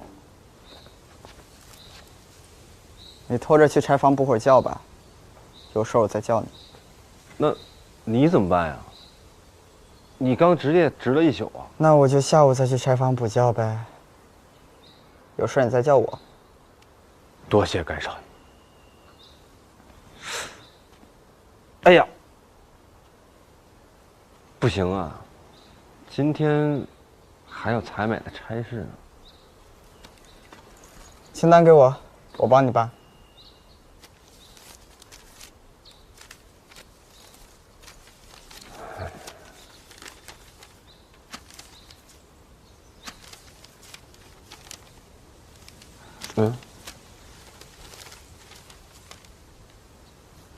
药方子，你身体不舒坦。哎，其实我昨天去赌，不是为了耍，是因为身上的钱不够抓药，本来想赢点钱给娘买药的，结果你娘病了，老病根儿又犯了。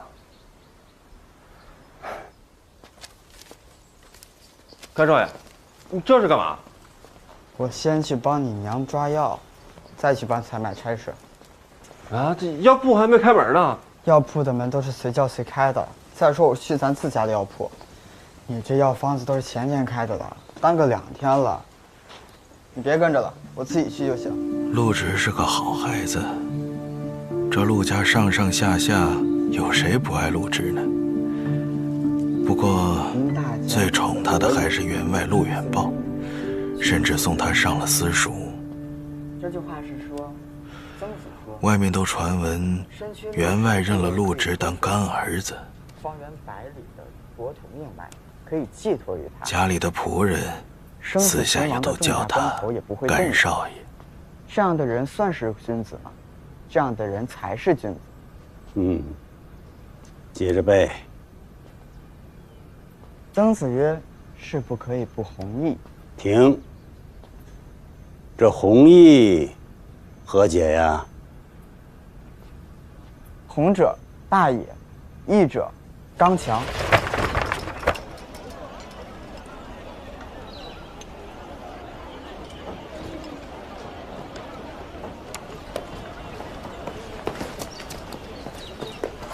先生，可有结果了？四幅字各有千秋，前3幅更是难分伯仲。不过这最后一幅显得与众不同了。先生当真？先生何曾戏言于你？我既说了，自然当真。这最后一幅是你家员外写的吧？正是。先生，这是4位大爷给您做裁判的彩头。王某确知不恭了，待我向你家员外赔罪，就说王某不能当面告辞，还望海涵。先生慢走。回员外，3位大爷，王先生那边有结果了。讲。王先生说，4幅字各有千秋，难分伯仲，他也极难抉择。只是既然一定要分个高低，那最后一幅字比例遒劲，气韵贯通，还是最后一幅字为佳。陆员外，好书法，好书法。果然还是陆员外比例不俗啊！还是陆兄技高一筹。我们自愧不如，自愧不如啊！承让，承让。这种笔法实在是陆某占了便宜，要怪只能怪那王先生太过古板，非说什么教书先生不能踏足这烟花之地，非得楼外观字。你说弄得我们只好写那些榜书大字，可这杜县上下何人不知？赵举人赵兄，这楷书已入化境了啊！吃亏了，吃亏了！陆兄过谦。 4位，字也写了，高下也分了，隔壁的酒宴也摆下了，我们是不是要吃几杯酒，助助兴呢？那就听四娘的啊！今天我们不醉不归啊！好，行。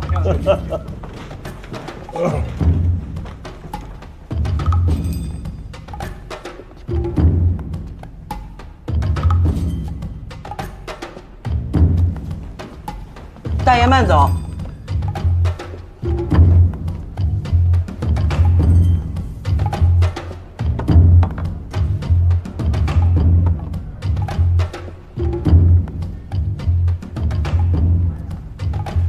这妈妈，这是谁家的小乌龟偷吃呢？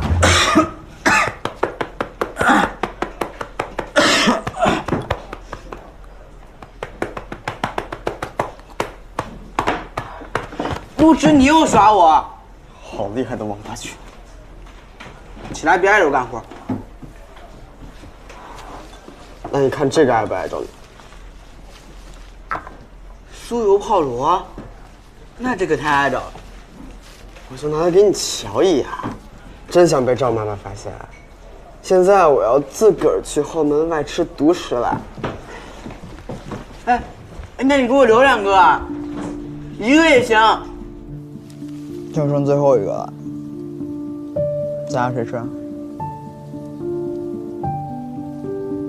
你吃吧，我就住这翠花楼，吃的机会比你多。我的儿啊，有你这份孝心就够了。吃吧，吃吧。你生个儿子是乌龟，还很有颜面啊。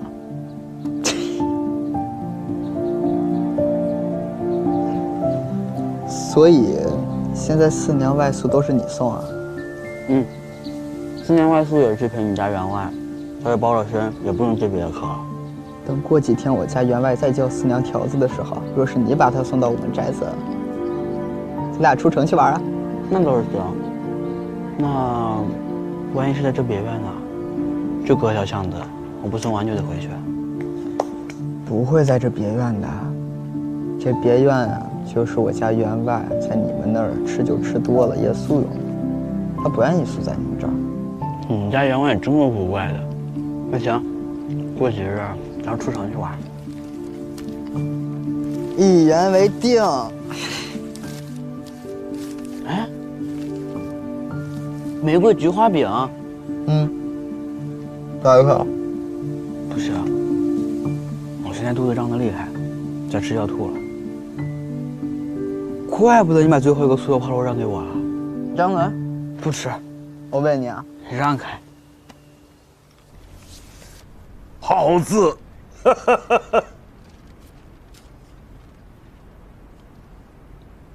好字，好字，好字，员外。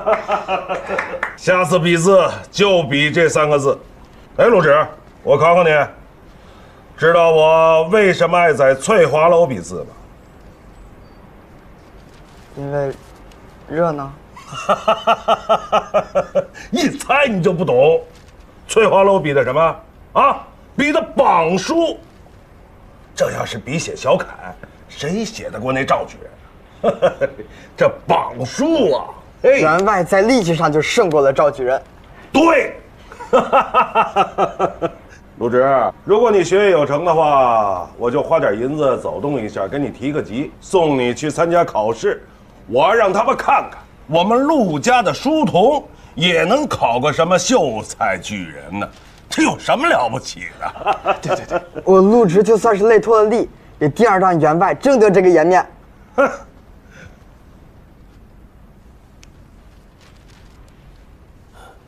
啊，我这就过去。哦，陈旺啊，跟尤二说，晚上开坛金华老酒，加俩菜啊，芦烧鸭子，银丝鱼炸。哦，还有啊，前2天做那个糟螃蟹应该能吃了啊。陆直，晚上到书房陪我吃饭啊。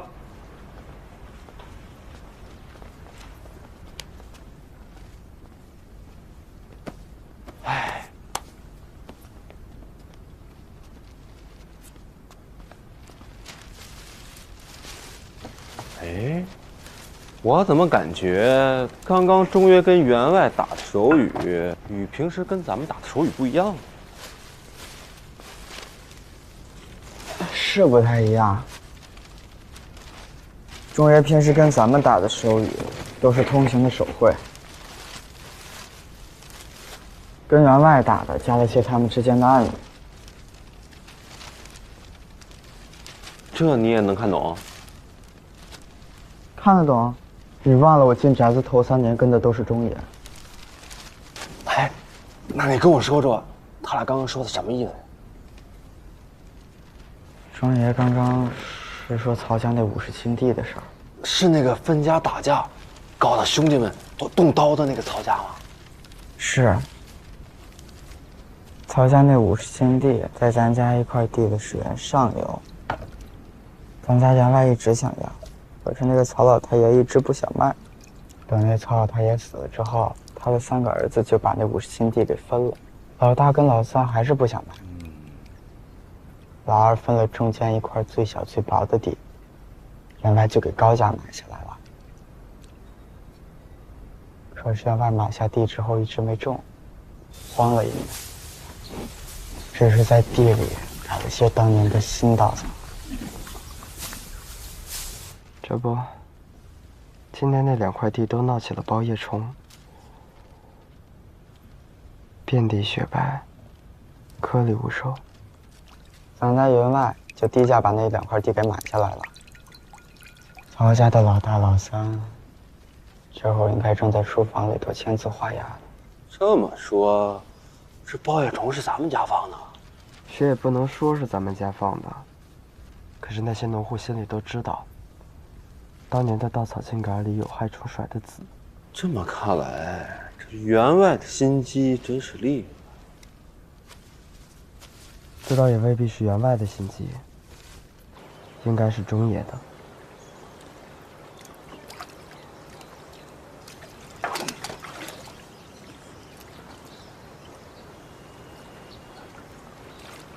鱼跑了。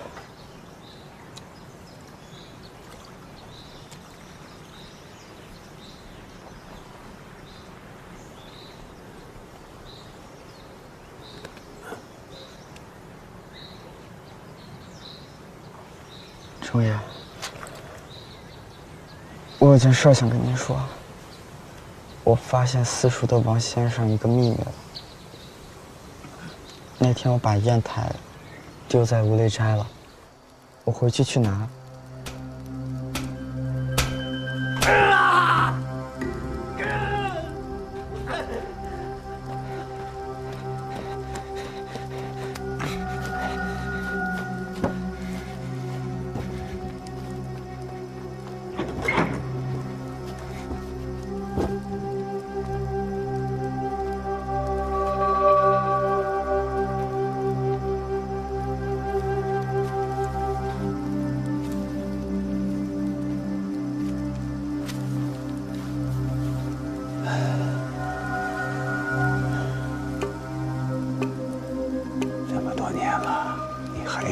放过我，昨夜你又来，今日我便叫他打得更狠些。如若再闹，我也只好把你移到别处去了。若你答应我，就刮起一阵风，让那屋檐上的铜铃响几声，我便不动你了。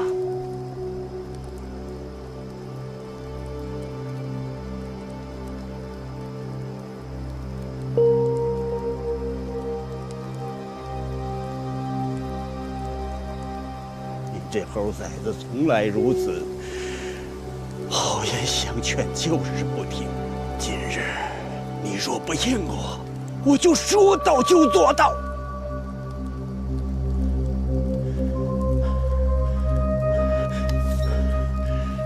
哎！啊！好了，不动了啊！我不动你了啊！好了，求求你！不过你也别再闹了，我们井水不犯河水吧。再过几天就是15了，我再来祭你。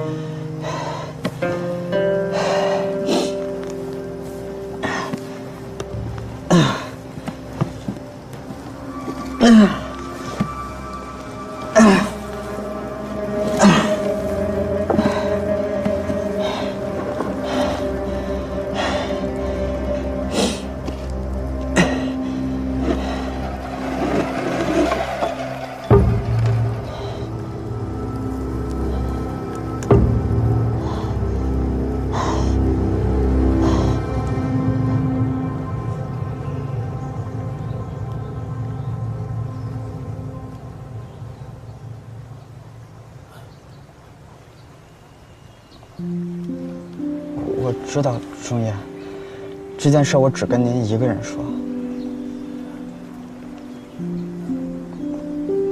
不是因为您是哑巴，因为您是整个陆家对我最好的人，您绝不会害我的。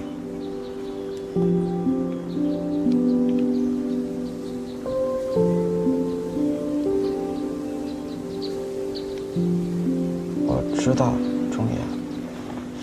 可不知道为什么，好像其他人不想让人知道的事儿，都会被我撞见。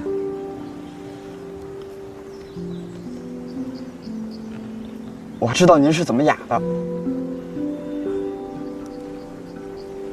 您小时候被后娘虐待，不给饭吃，您就去厨房偷剩菜吃，被后娘抓到了。就给您灌了点豆腐用的盐卤，然后您嗓子就被烧坏了。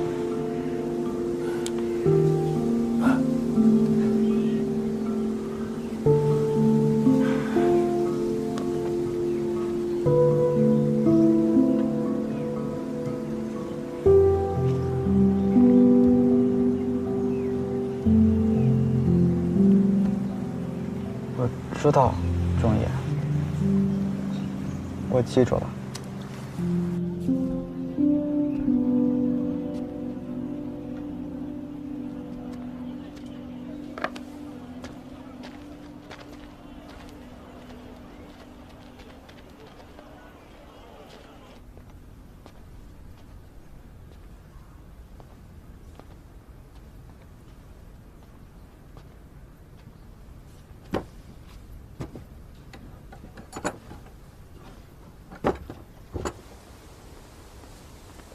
走。你先去南门外破庙等我，我去办点事儿，很快就去找你。你还能有什么事儿？反正就是有事儿，去等我一会儿就行了。你快些啊。嗯。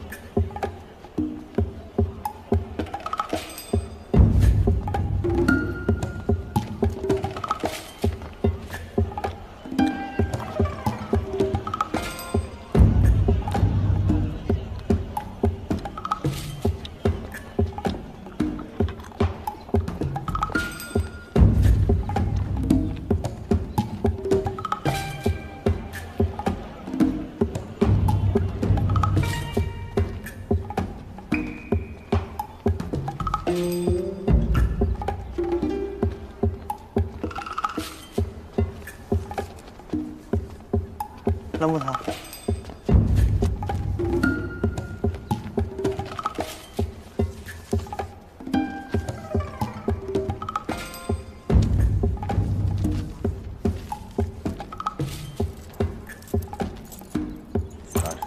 多谢冷木头。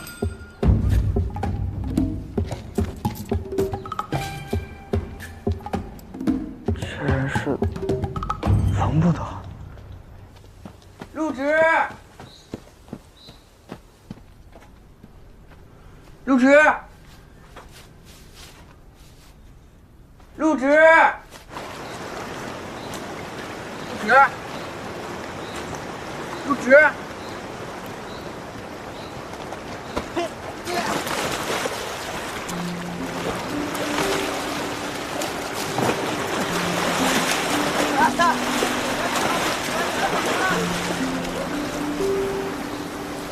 入职，你看翠鸟。你这手怎么弄的？没事儿，前2日我去红衣房里偷点心，他脾气不好，就拿针扎我。你知道他脾气不好，还去偷他点心？我就是知道才偷他的呀，人家心情好的不能偷。为什么？不就该偷心情好的？这样他们就算发现了也不会拿你怎么样。人家心情好反而要被偷，那这世道不就反了吗？可这世道本来就是反的呀，你还能改的这世道不成？我是改不了，但在我小宝子这儿，心情好的就是不能偷。那四娘算是心情好的吗？四娘算是心情最好的。本来姑娘们去宅子里外宿都应该是随老三去送，但是四娘知道我想溜出去玩，就指定让我送。可别人都说婊子无情啊。大多是无情的，但只有四娘不一样。有什么不一样？她是个有情有义的人。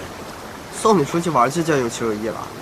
不是，四娘她对所有人都好。对所有人都好，不见得是有情义啊，顶多算是与人和善。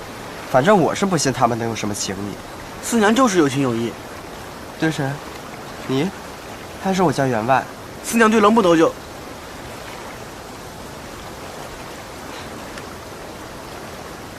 四娘跟冷捕头有瓜葛？陆植，我求求你了，你千万别说出去。我家员外爷是什么脾气？他包下的姑娘就不能再接别的客了。这事要是让他知道，四娘冷捕头都得倒大霉。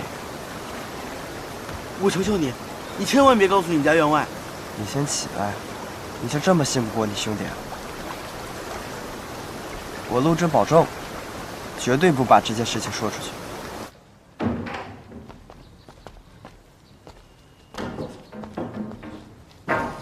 陈旺，太少爷，什么事儿啊？你娘最近好些了吗？我娘的事儿还得多感谢干少爷。自从吃了药之后，好多了。干少爷，你放心，那药钱我一定给。好了好了，我问你，今天是不是轮到你值班？是啊。是这样的，我前日在街上碰见了个算命的，他就非说我这月16必有血光之灾。干少爷，你可千万别信那个，那是给你下套呢。这我知道，所以我也没找他破解。就是这几天心里老是不踏实。明天就是16，正好轮到我值夜，我这心里有点忌讳。要不咱俩换换班，今天我替你值夜。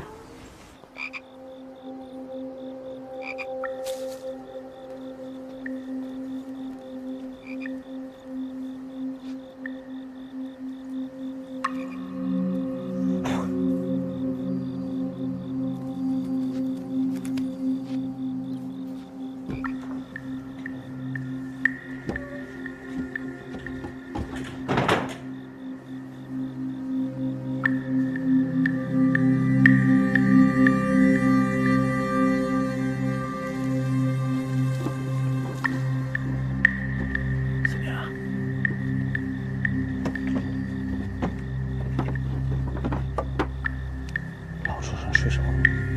喝多了，睡得死了一样。好。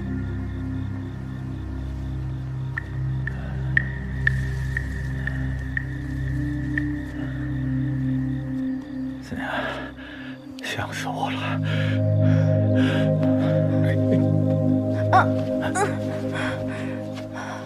怎么了？没事。来，去那边坐下。慢点儿，坐下。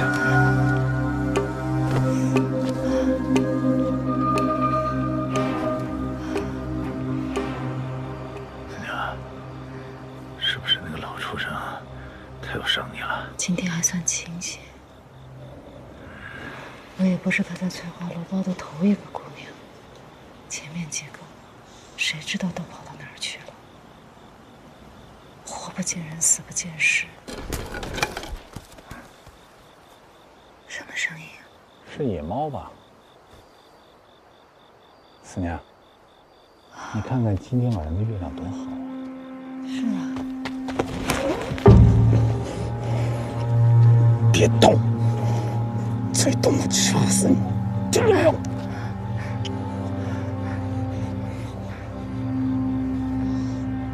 思良，把你的手把和腰带给我。接下来该怎么办？我把他弄走，你先回去吧。走。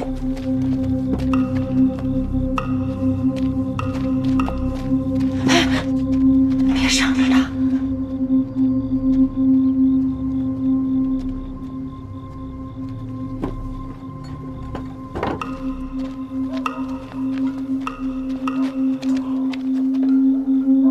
什么人？什么人？别动！什么人？是我，许天明。愣头啊！我还当是谁呢？您这大半夜的，这是啊？刚抓了个小贼。小贼啊！愣头，您辛苦了。那我陪你把他送回衙门。不劳了，一个小贼能奈我何呀？你接着打你的更吧。啊？不用啊。不用了。走了。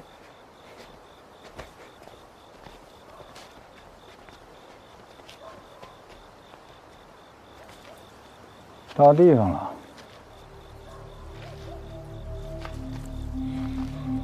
到地方了。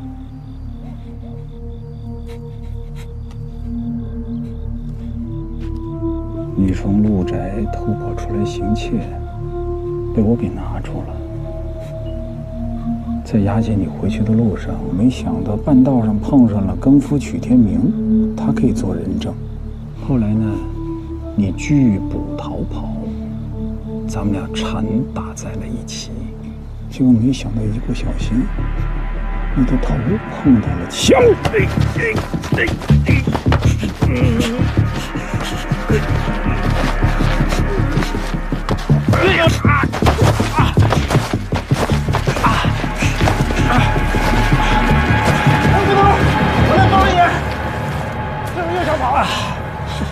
又回来了？我刚才忘了把灯笼给您了。小的好不容易有个机会能帮着拿贼，这也算是小的立功吧。谢谢乡长。哎，哪里？刚才也是我一时疏忽，没想到这个小贼狡猾顽劣得很。龙头，我送您回衙门，起码能给您照个亮。不用了，不用了，你回去吧。没关系，龙头，这是小的分内的事儿。你起来，跟我回衙门。走。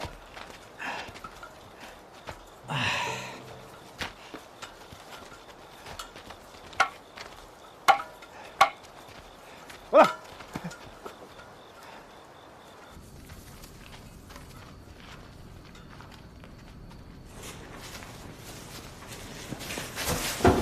在这儿动手可方便多了，我可以审你，免不了对你动刑。你挺刑不过，丢掉小命，谁也不会觉得奇怪。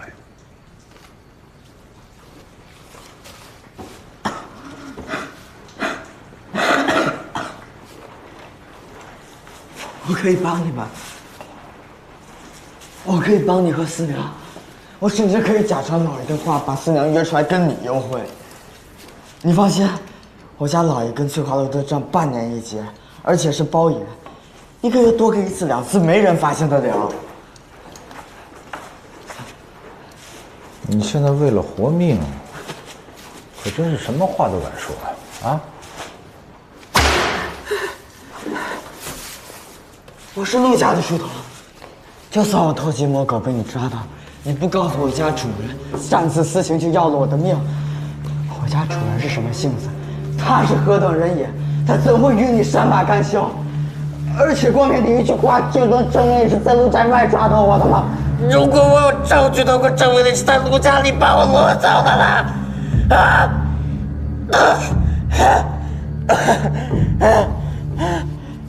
什么证据？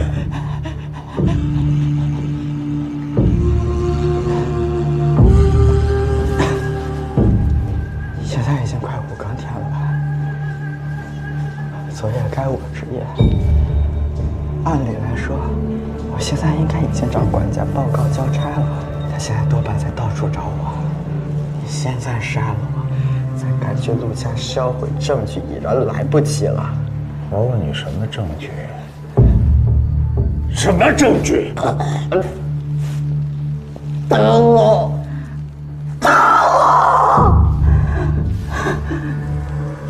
我职业用的灯笼还在花园的太湖石边上呢。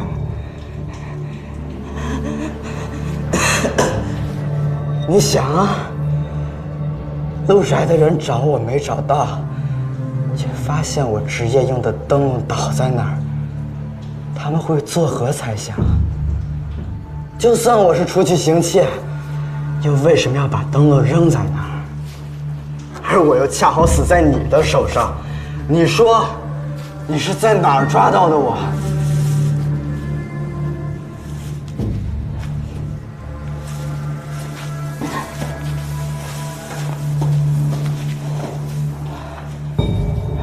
还有。昨夜老爷喝醉了酒，思娘夜宿在那儿，我在他门外失踪。他若说连半点动静都没听见，岂能不让人起疑？不会想把他也连累进来？你个刁奴，不许去他！蓝部头，你又何必要杀我？我都说了我会帮你跟思娘。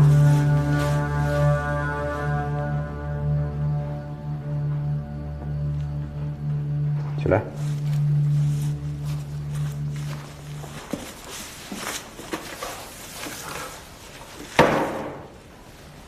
坐这儿。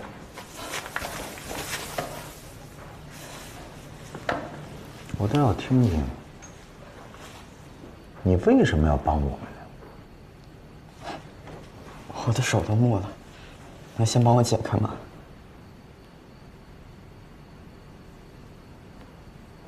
轮不到。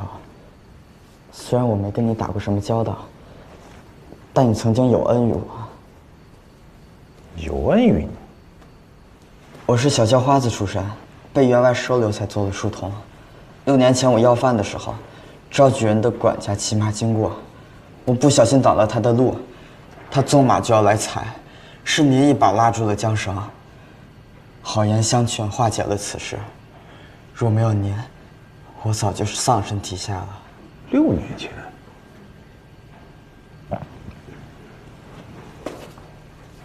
我怎么不记得有此事啊？这对于您来讲就是件小事，您自然不会记得。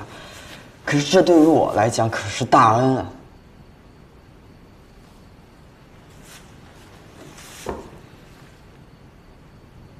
这不会是你编的吧？啊？我帮你们还有另外一个理由。什么理由？说出来怕被你笑话。其实我一直都十分仰慕四娘。今天躲在后院也是因为这个。既然是牵扯到四娘，无论如何，我是不会做对她不利的事情。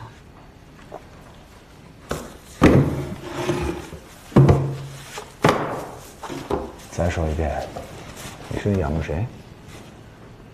仰慕谁？四娘。你仰慕林四娘？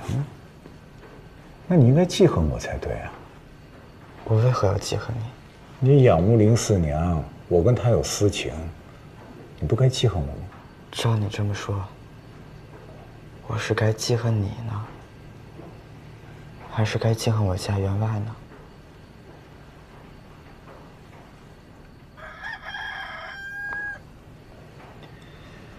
不管是杀是放，都必须赶紧做决定了。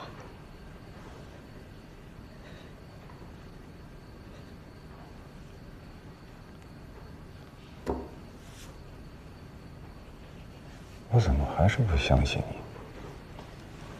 你？你若是放了我，我有可能向我家员外告状，但也有可能不会。可你若是杀了我，必定会惹来事端。不如治铜板吧。治铜板？治出正面就放了我。那如果治出反面呢？那你就麻烦了。处置我容易，要想解释起来可就太难了。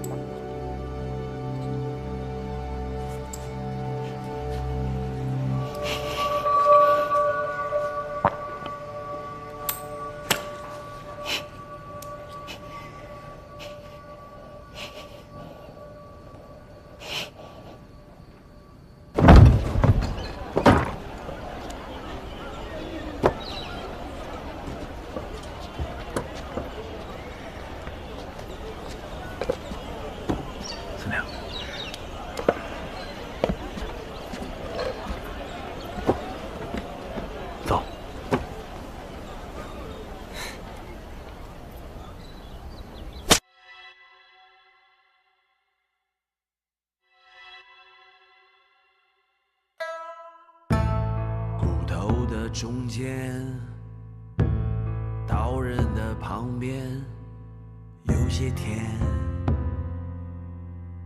有些黏，咬破了新鲜，咽下了陈年。有人哭，有人眠，我属魂心。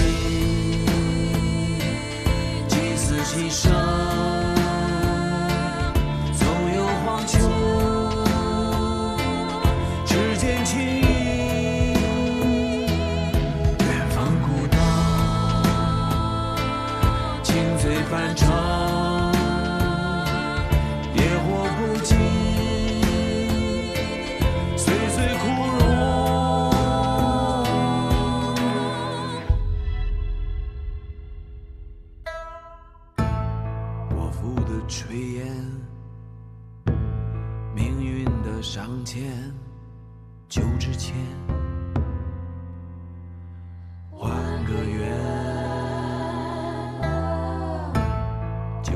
的誓言，职场的尘缘，风一吹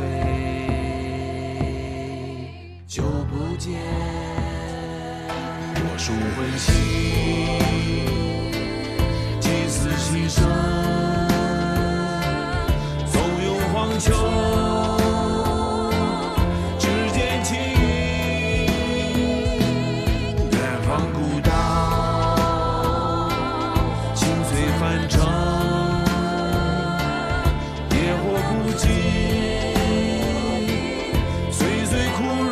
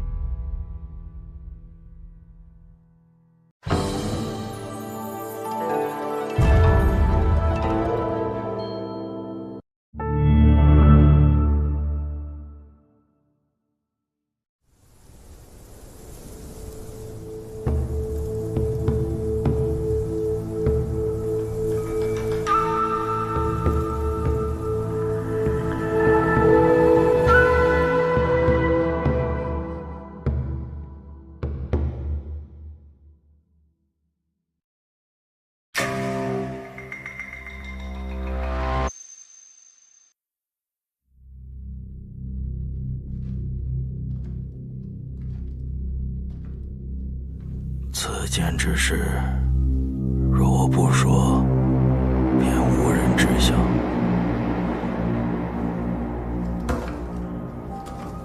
今日说了，却也不是为了让人知晓，只是因为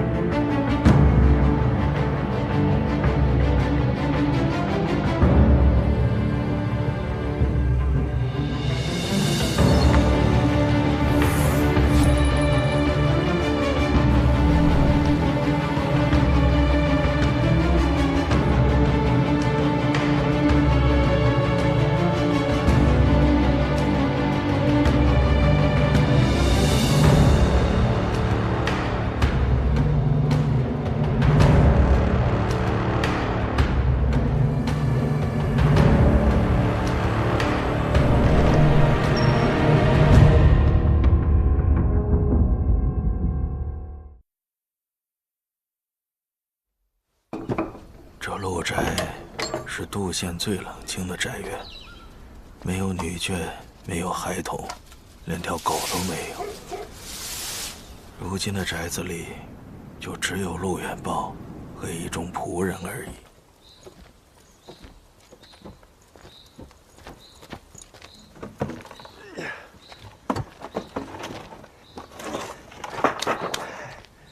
呀，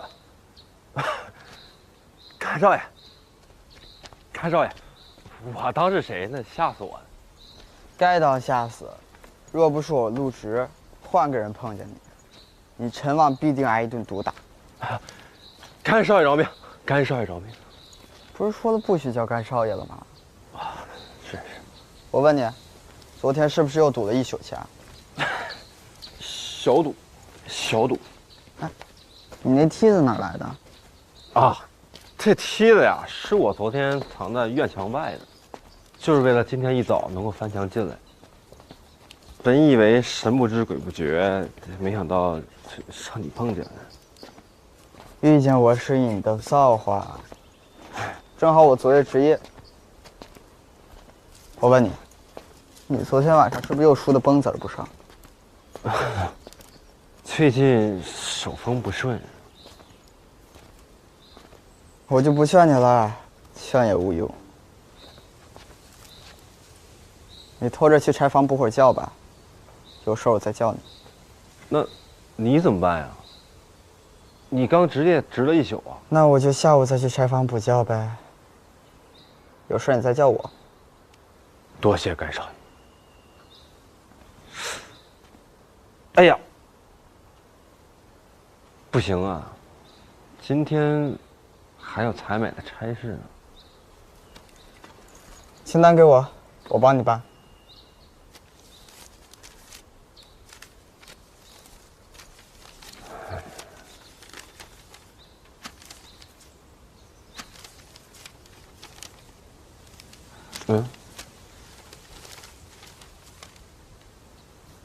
要房子？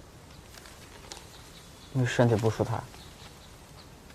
哎，其实我昨天去赌，不是为了耍，是因为身上的钱不够抓药。本来想赢点钱给娘买药的，结果你娘病了，老病根儿又犯了。该少爷，你这是干嘛？我先去帮你娘抓药，再去帮采买差事。啊，这药铺还没开门呢。药铺的门都是随叫随开的。再说我去咱自家的药铺，你这药方子都是前天开的了，耽搁2天了。你别跟着了，我自己去就行。陆直是个好孩子，这陆家上上下下有谁不爱陆直呢？不过最宠他的还是员外陆远豹，甚至送他上了私塾。这句话是说，曾子说，外面都传闻员外认了陆直当干儿子，方圆100里的国土命脉可以寄托于他。家里的仆人私下也都叫他干少爷。这样的人算是君子吗？这样的人才是君子。接着背。曾子曰：“事不可以不弘毅。”停。这弘毅何解呀？弘者大也，毅者刚强。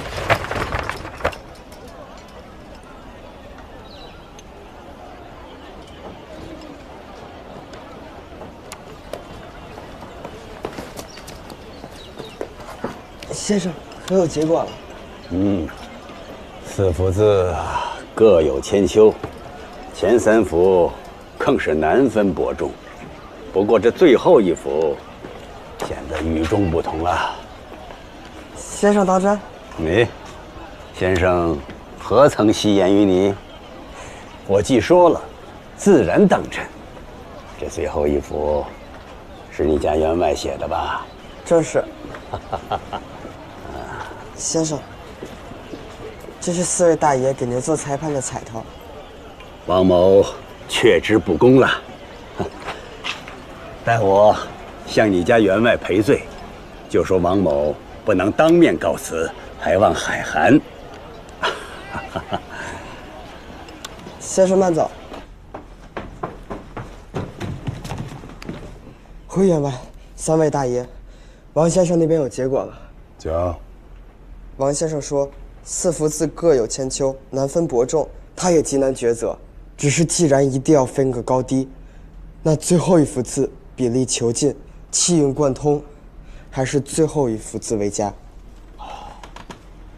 陆员外，好书法，好书法。果然还是陆员外笔力不俗啊！还是陆兄艺高一筹，我们自愧不如，自愧不如啊！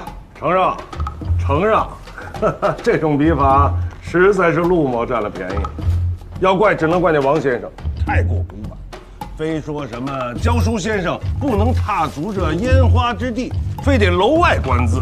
你说弄得我们只好写那些榜书大字。可这杜县上下何人不知？赵举人赵兄，这楷书已如画境了啊！吃亏了，吃亏了！陆兄过谦。 4位，字也写了，高下也分了，隔壁的酒宴也摆下了，我们是不是要吃几杯酒，助助兴呢？那就听四娘的，啊！今天我们不醉不归啊！好，行。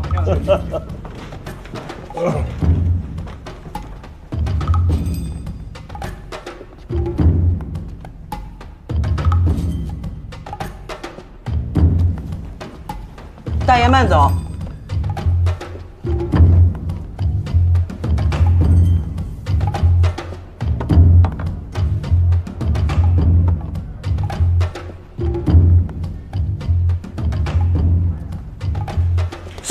啊，这是谁家的小乌龟偷吃呢？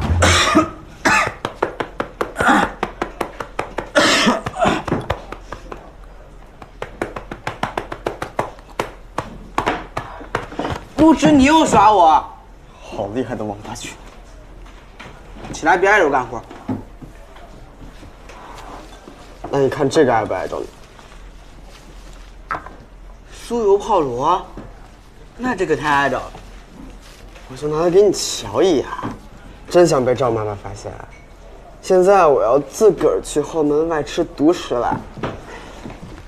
哎，那你给我留2个，一个也行。就剩最后一个了，咱俩谁吃？你吃吧，我就注意翠花螺，吃的机会比你多。我的儿啊，有你这份孝心就够了。吃吧，吃吧。你生玩的是乌龟，还会有颜面啊？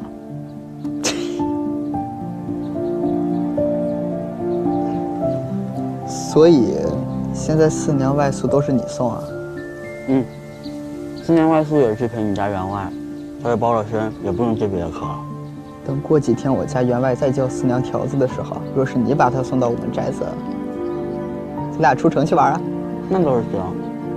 那万一是在这别院呢？就隔条巷子，我不送完就得回去。不会在这别院的，这别院啊。就是我家员外在你们那儿吃酒吃多了夜宿用的，他不愿意宿在你们这儿。你们家员外也这么古怪的？那行，过几日咱出城去玩。一言为定。哎，玫瑰菊花饼。哪一个？不是，我现在肚子胀得厉害，在吃要吐了。怪不得你把最后一个酥油泡螺让给我了。张伦，不吃。我问你啊，让开。好字，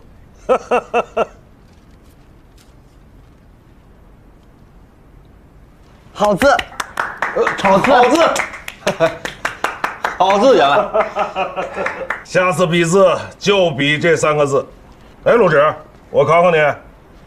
知道我为什么爱在翠华楼比字吗？因为热闹。一猜你就不懂。翠华楼比的什么啊？比的榜书。这要是比写小楷，谁写得过那赵举人？这榜书啊，员外在力气上就胜过了赵举人。对。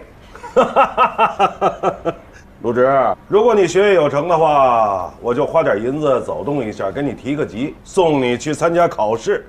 我让他们看看，我们陆家的书童也能考个什么秀才举人呢？这有什么了不起的？对，我陆芷就算是累脱了力，也第2让员外争得这个颜面。哼。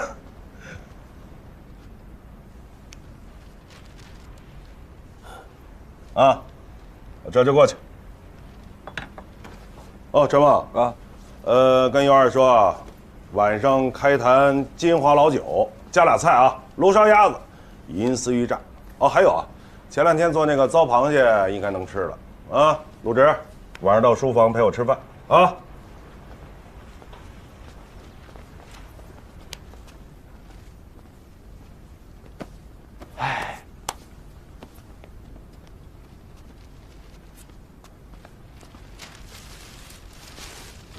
哎，我怎么感觉刚刚中约跟员外打的手语，与平时跟咱们打的手语不一样？是不太一样。中约平时跟咱们打的手语都是通行的手绘，跟员外打的加了些他们之间的暗语。这你也能看懂？看得懂？你忘了我进宅子头3年跟的都是中爷。哎，那你跟我说说，他俩刚刚说的什么意思？中爷刚刚是说曹家那50顷地的事儿。是那个分家打架，搞得兄弟们都动刀的那个曹家吗？是。曹家那50顷地在咱家一块地的水源上游，咱家原来一直想要，可是那个曹老太爷一直不想卖。等那曹老太爷死了之后，他的3个儿子就把那50顷地给分了。老大跟老三还是不想卖，老二分了中间一块最小最薄的地，员外就给高家买下来了。可是员外买下地之后一直没种，荒了1年。只是在地里找了些当年的新稻草。这不，今年那2块地都闹起了包叶虫，遍地雪白，颗粒无收。咱家员外就低价把那2块地给买下来了。曹家的老大老三，这会儿应该正在书房里头签字画押呢。这么说，这包叶虫是咱们家放的？谁也不能说是咱们家放的，可是那些农户心里都知道，当年的稻草茎秆里有害虫甩的籽。这么看来，这员外的心机真是厉害。这倒也未必是员外的心机，应该是中爷的。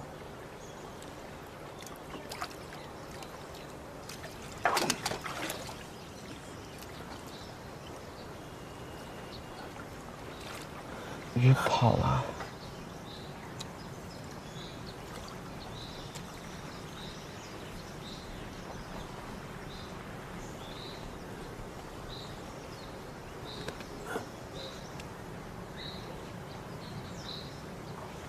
中爷，我有件事想跟您说。我发现私塾的王先生一个秘密了。那天我把砚台丢在吴雷斋了，我回去拿。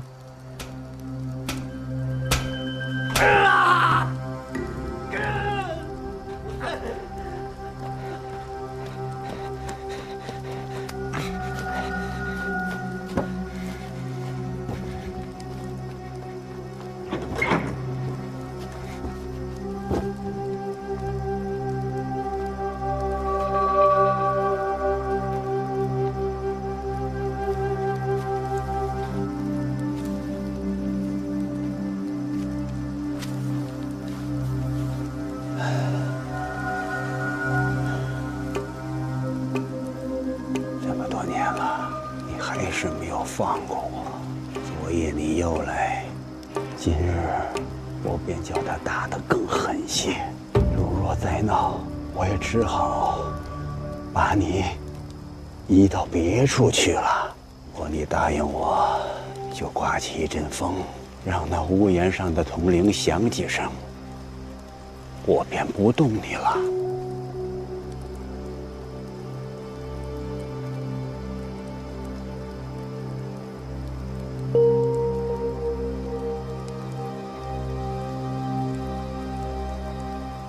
这猴崽子从来如此，好言相劝就是不听。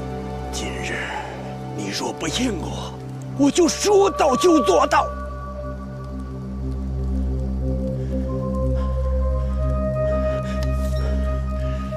哎！啊！好了，不动了啊！我不动你了啊！好了，求求你。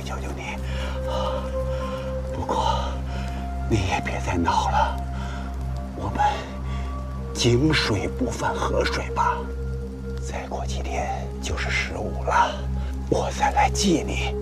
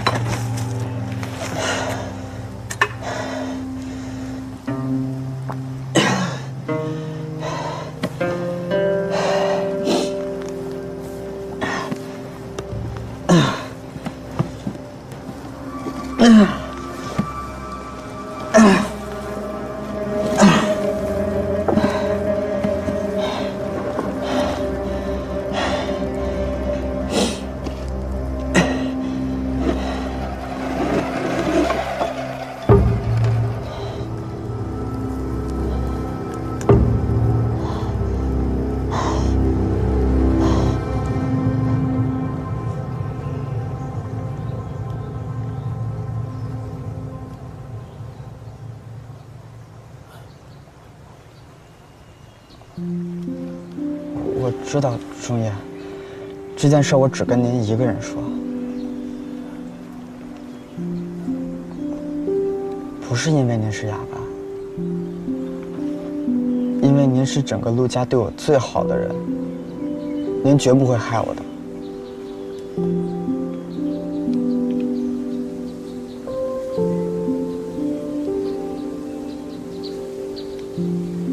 我知道，中爷。可不知道为什么，好像其他人不想让人知道的事儿，都会被我撞见。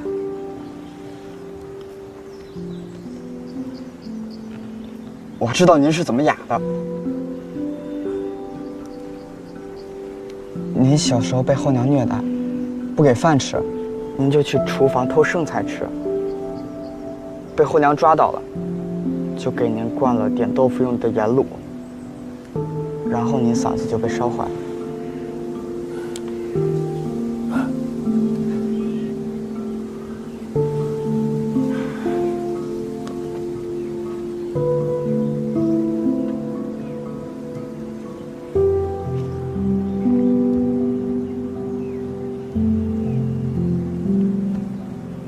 我知道，中爷。我记住了。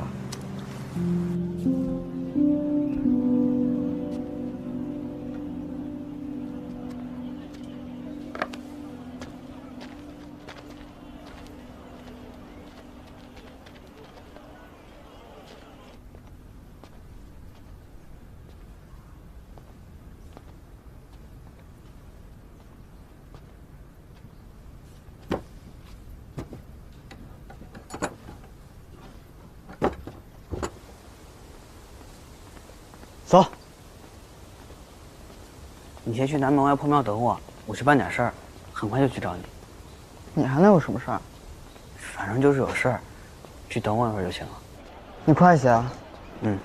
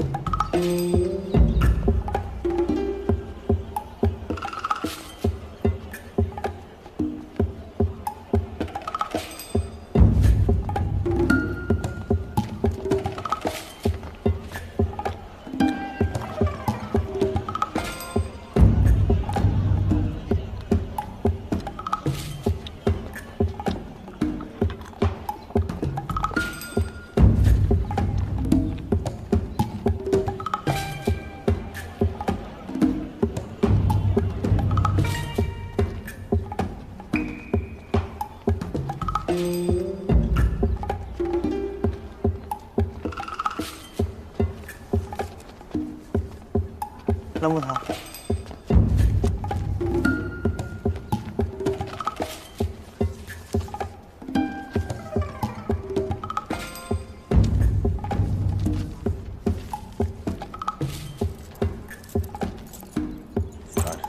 多谢冷木头。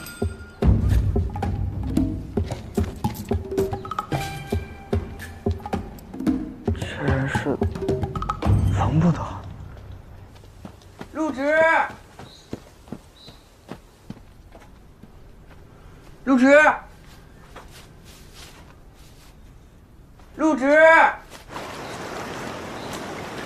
入职，入职，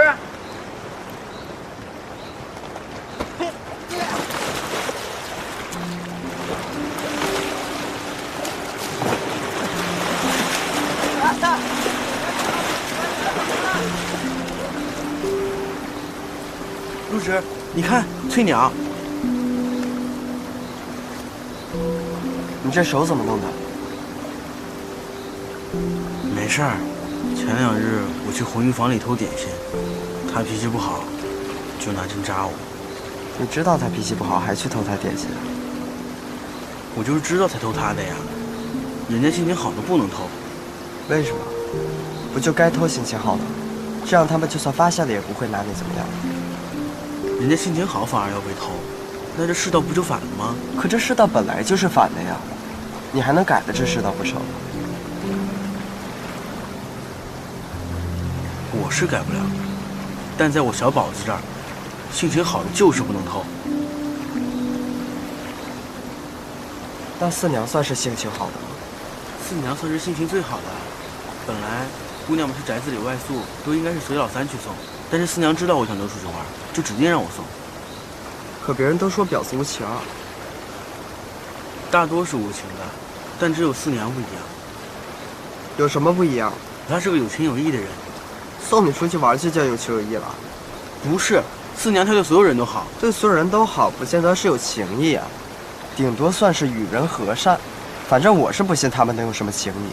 四娘就是有情有义。对谁？你？还是我家员外？四娘对冷捕头就……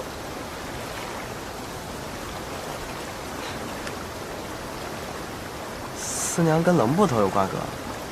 陆直，我求求你了，你千万别说出去。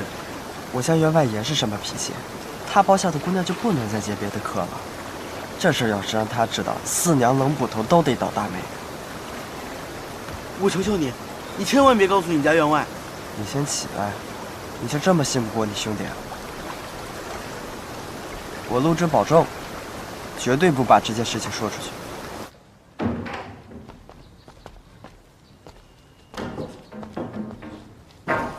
陈旺，干少爷，什么事儿啊？你娘最近好些了吗？我娘的事儿还得多感谢干少爷。自从吃了药之后，好多了。干少爷，你放心，那药钱我一定给。好了好了，我问你，今天是不是轮到你值班？是啊。是这样的，我前日在街上碰见了个算命的，他就非说我这月16必有血光之灾。干少爷，你可千万别信那个，那是给你下套呢。这我知道，所以我也没找他破解。就是这几天心里老是不踏实。明天就是16，正好轮到我值夜，我这心里有点忌讳。要不咱俩换换班，今天我替你值夜。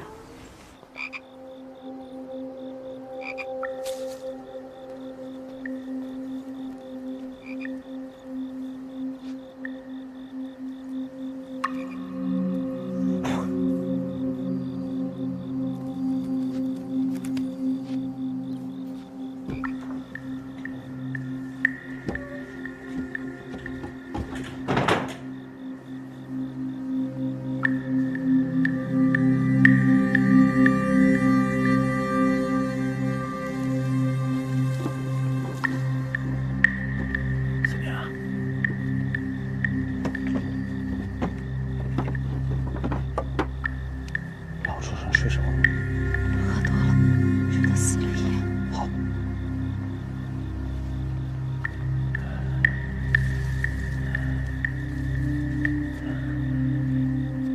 思念，想死我了。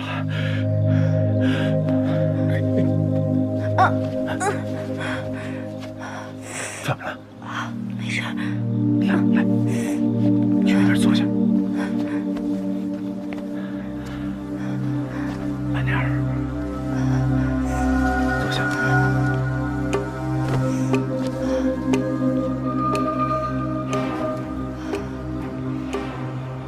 思念，是不是那个老畜生他又伤你了？今天还算清醒。我也不是他在翠花楼包的头一个姑娘，前面几个，谁知道都跑到哪儿去了？活不见人，死不见尸。什么声音啊？是野猫吧？思娘，你看看今天晚上的月亮多好啊！是啊。别动，再动我掐死你！听见没有？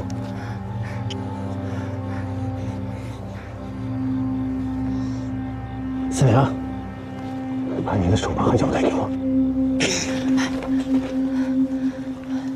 接下来该怎么办？我把他弄走，你先回去吧。走。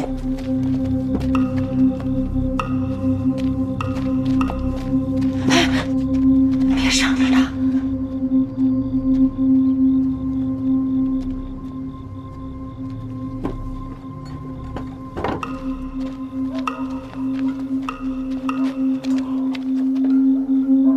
什么人？什么人？别动！什么人？是我，许天明。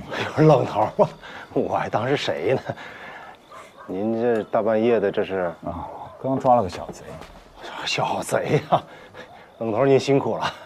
那我陪你把他送回衙门。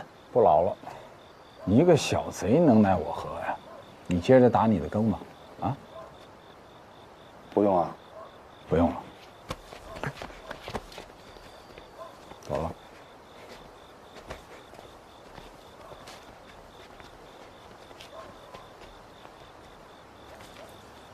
到地方了。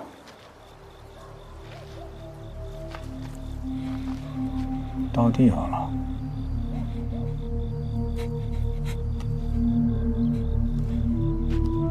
你从陆宅偷跑出来行窃，被我给拿住了。在押解你回去的路上，没想到半道上碰上了更夫曲天明，他可以做人证。后来呢，你拒捕逃跑，咱们俩缠打在了一起。结果没想到一不小心，你的头碰到了枪。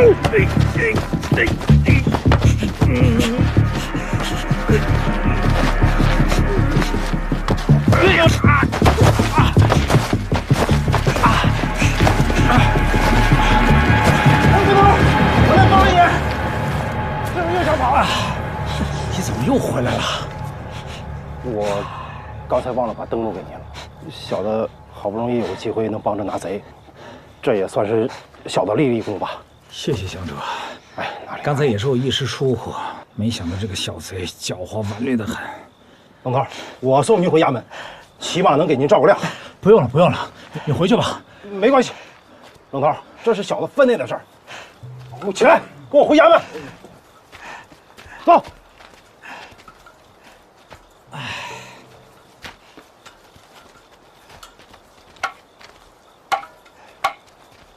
回来。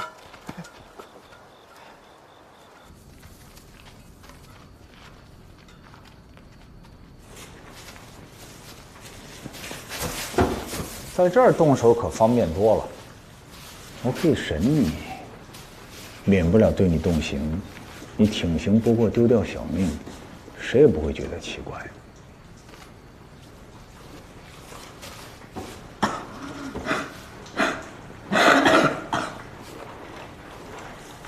我可以帮你们，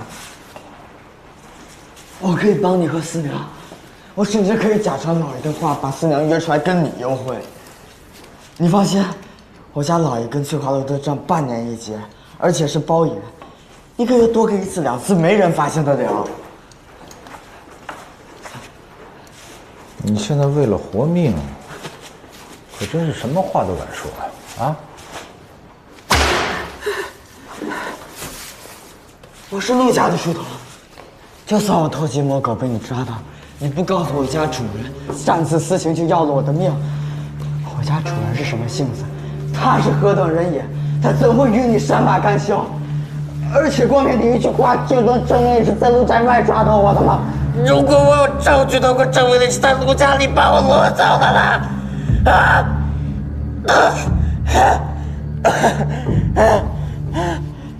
什么证据？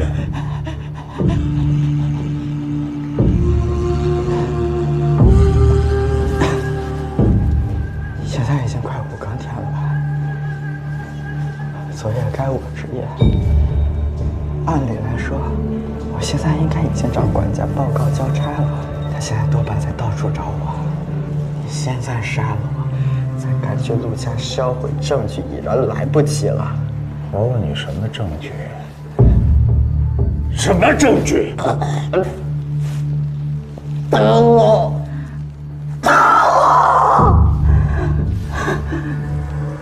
我职业用的灯笼还在花园的太湖石边上呢。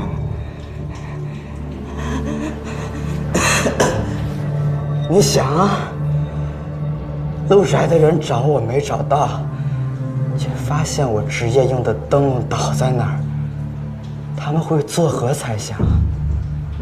就算我是出去行窃，又为什么要把灯笼扔在那儿？而我又恰好死在你的手上，你说，你是在哪儿抓到的我？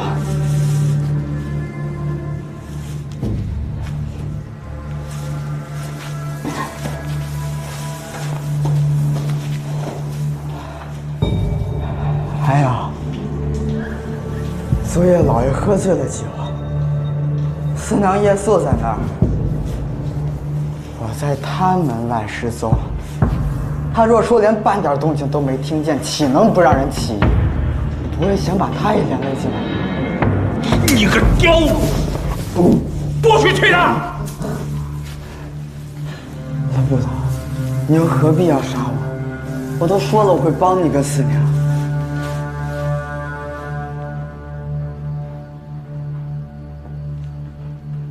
起来。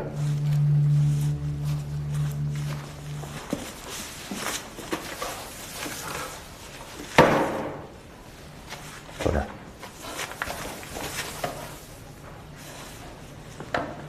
我倒要听听，你为什么要帮我们呢？我的手都木了，能先帮我解开吗？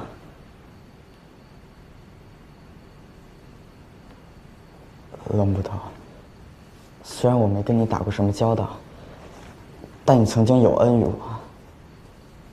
有恩于你？我是小叫花子出身，被员外收留才做了书童。6年前我要饭的时候，赵举人的管家骑马经过，我不小心挡了他的路，他纵马就要来踩，是您一把拉住了缰绳，好言相劝化解了此事。若没有您，我早就是丧身堤下了。6年前，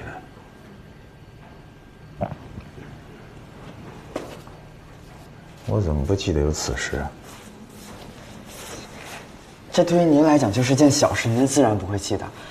可是这对于我来讲可是大恩啊！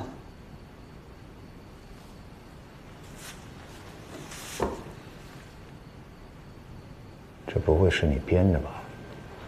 啊？我帮你们还有另外一个理由。什么理由？说出来怕被你笑话。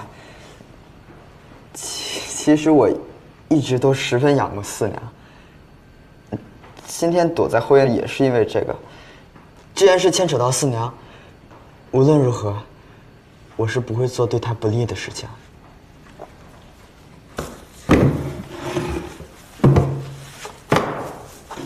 再说一遍，你是仰慕谁？仰慕谁？四娘。你仰慕林四娘？那你应该记恨我才对啊！我为何要记恨你？你仰慕林四娘，我跟她有私情，你不该记恨我吗？照你这么说，我是该记恨你呢，还是该记恨我家员外呢？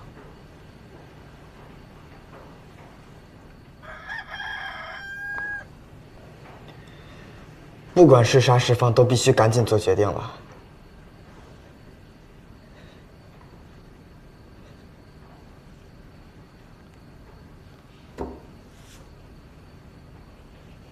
我怎么还是不相信你？你若是放了我，我有可能向我家员外告状，但也有可能不会。可你若是杀了我，必定会惹来事端。不如治铜板吧。治铜板？治出正面就放了我。那如果直出反面呢？那你就麻烦了。处置我容易，要想解释起来可就太难了。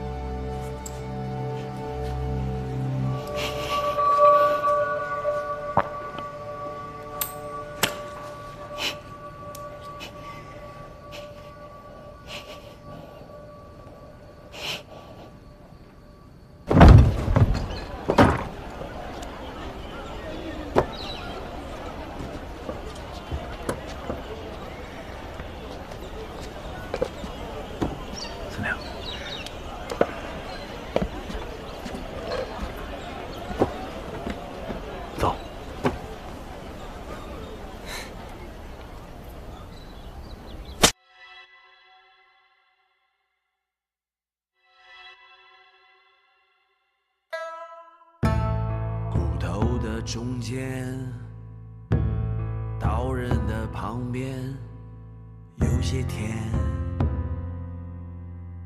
有些黏，咬破了新鲜，咽下了陈年。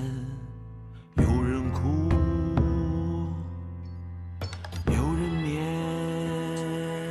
我属魂心。其生总有黄秋，指尖轻盈，远方古道，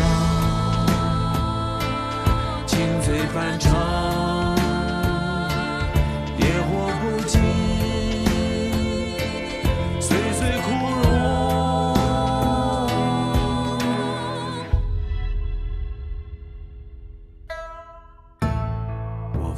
炊烟，命运的上签，酒之前，还个愿。酒后的誓言，纸上的尘缘，风一吹就不见。我属魂心。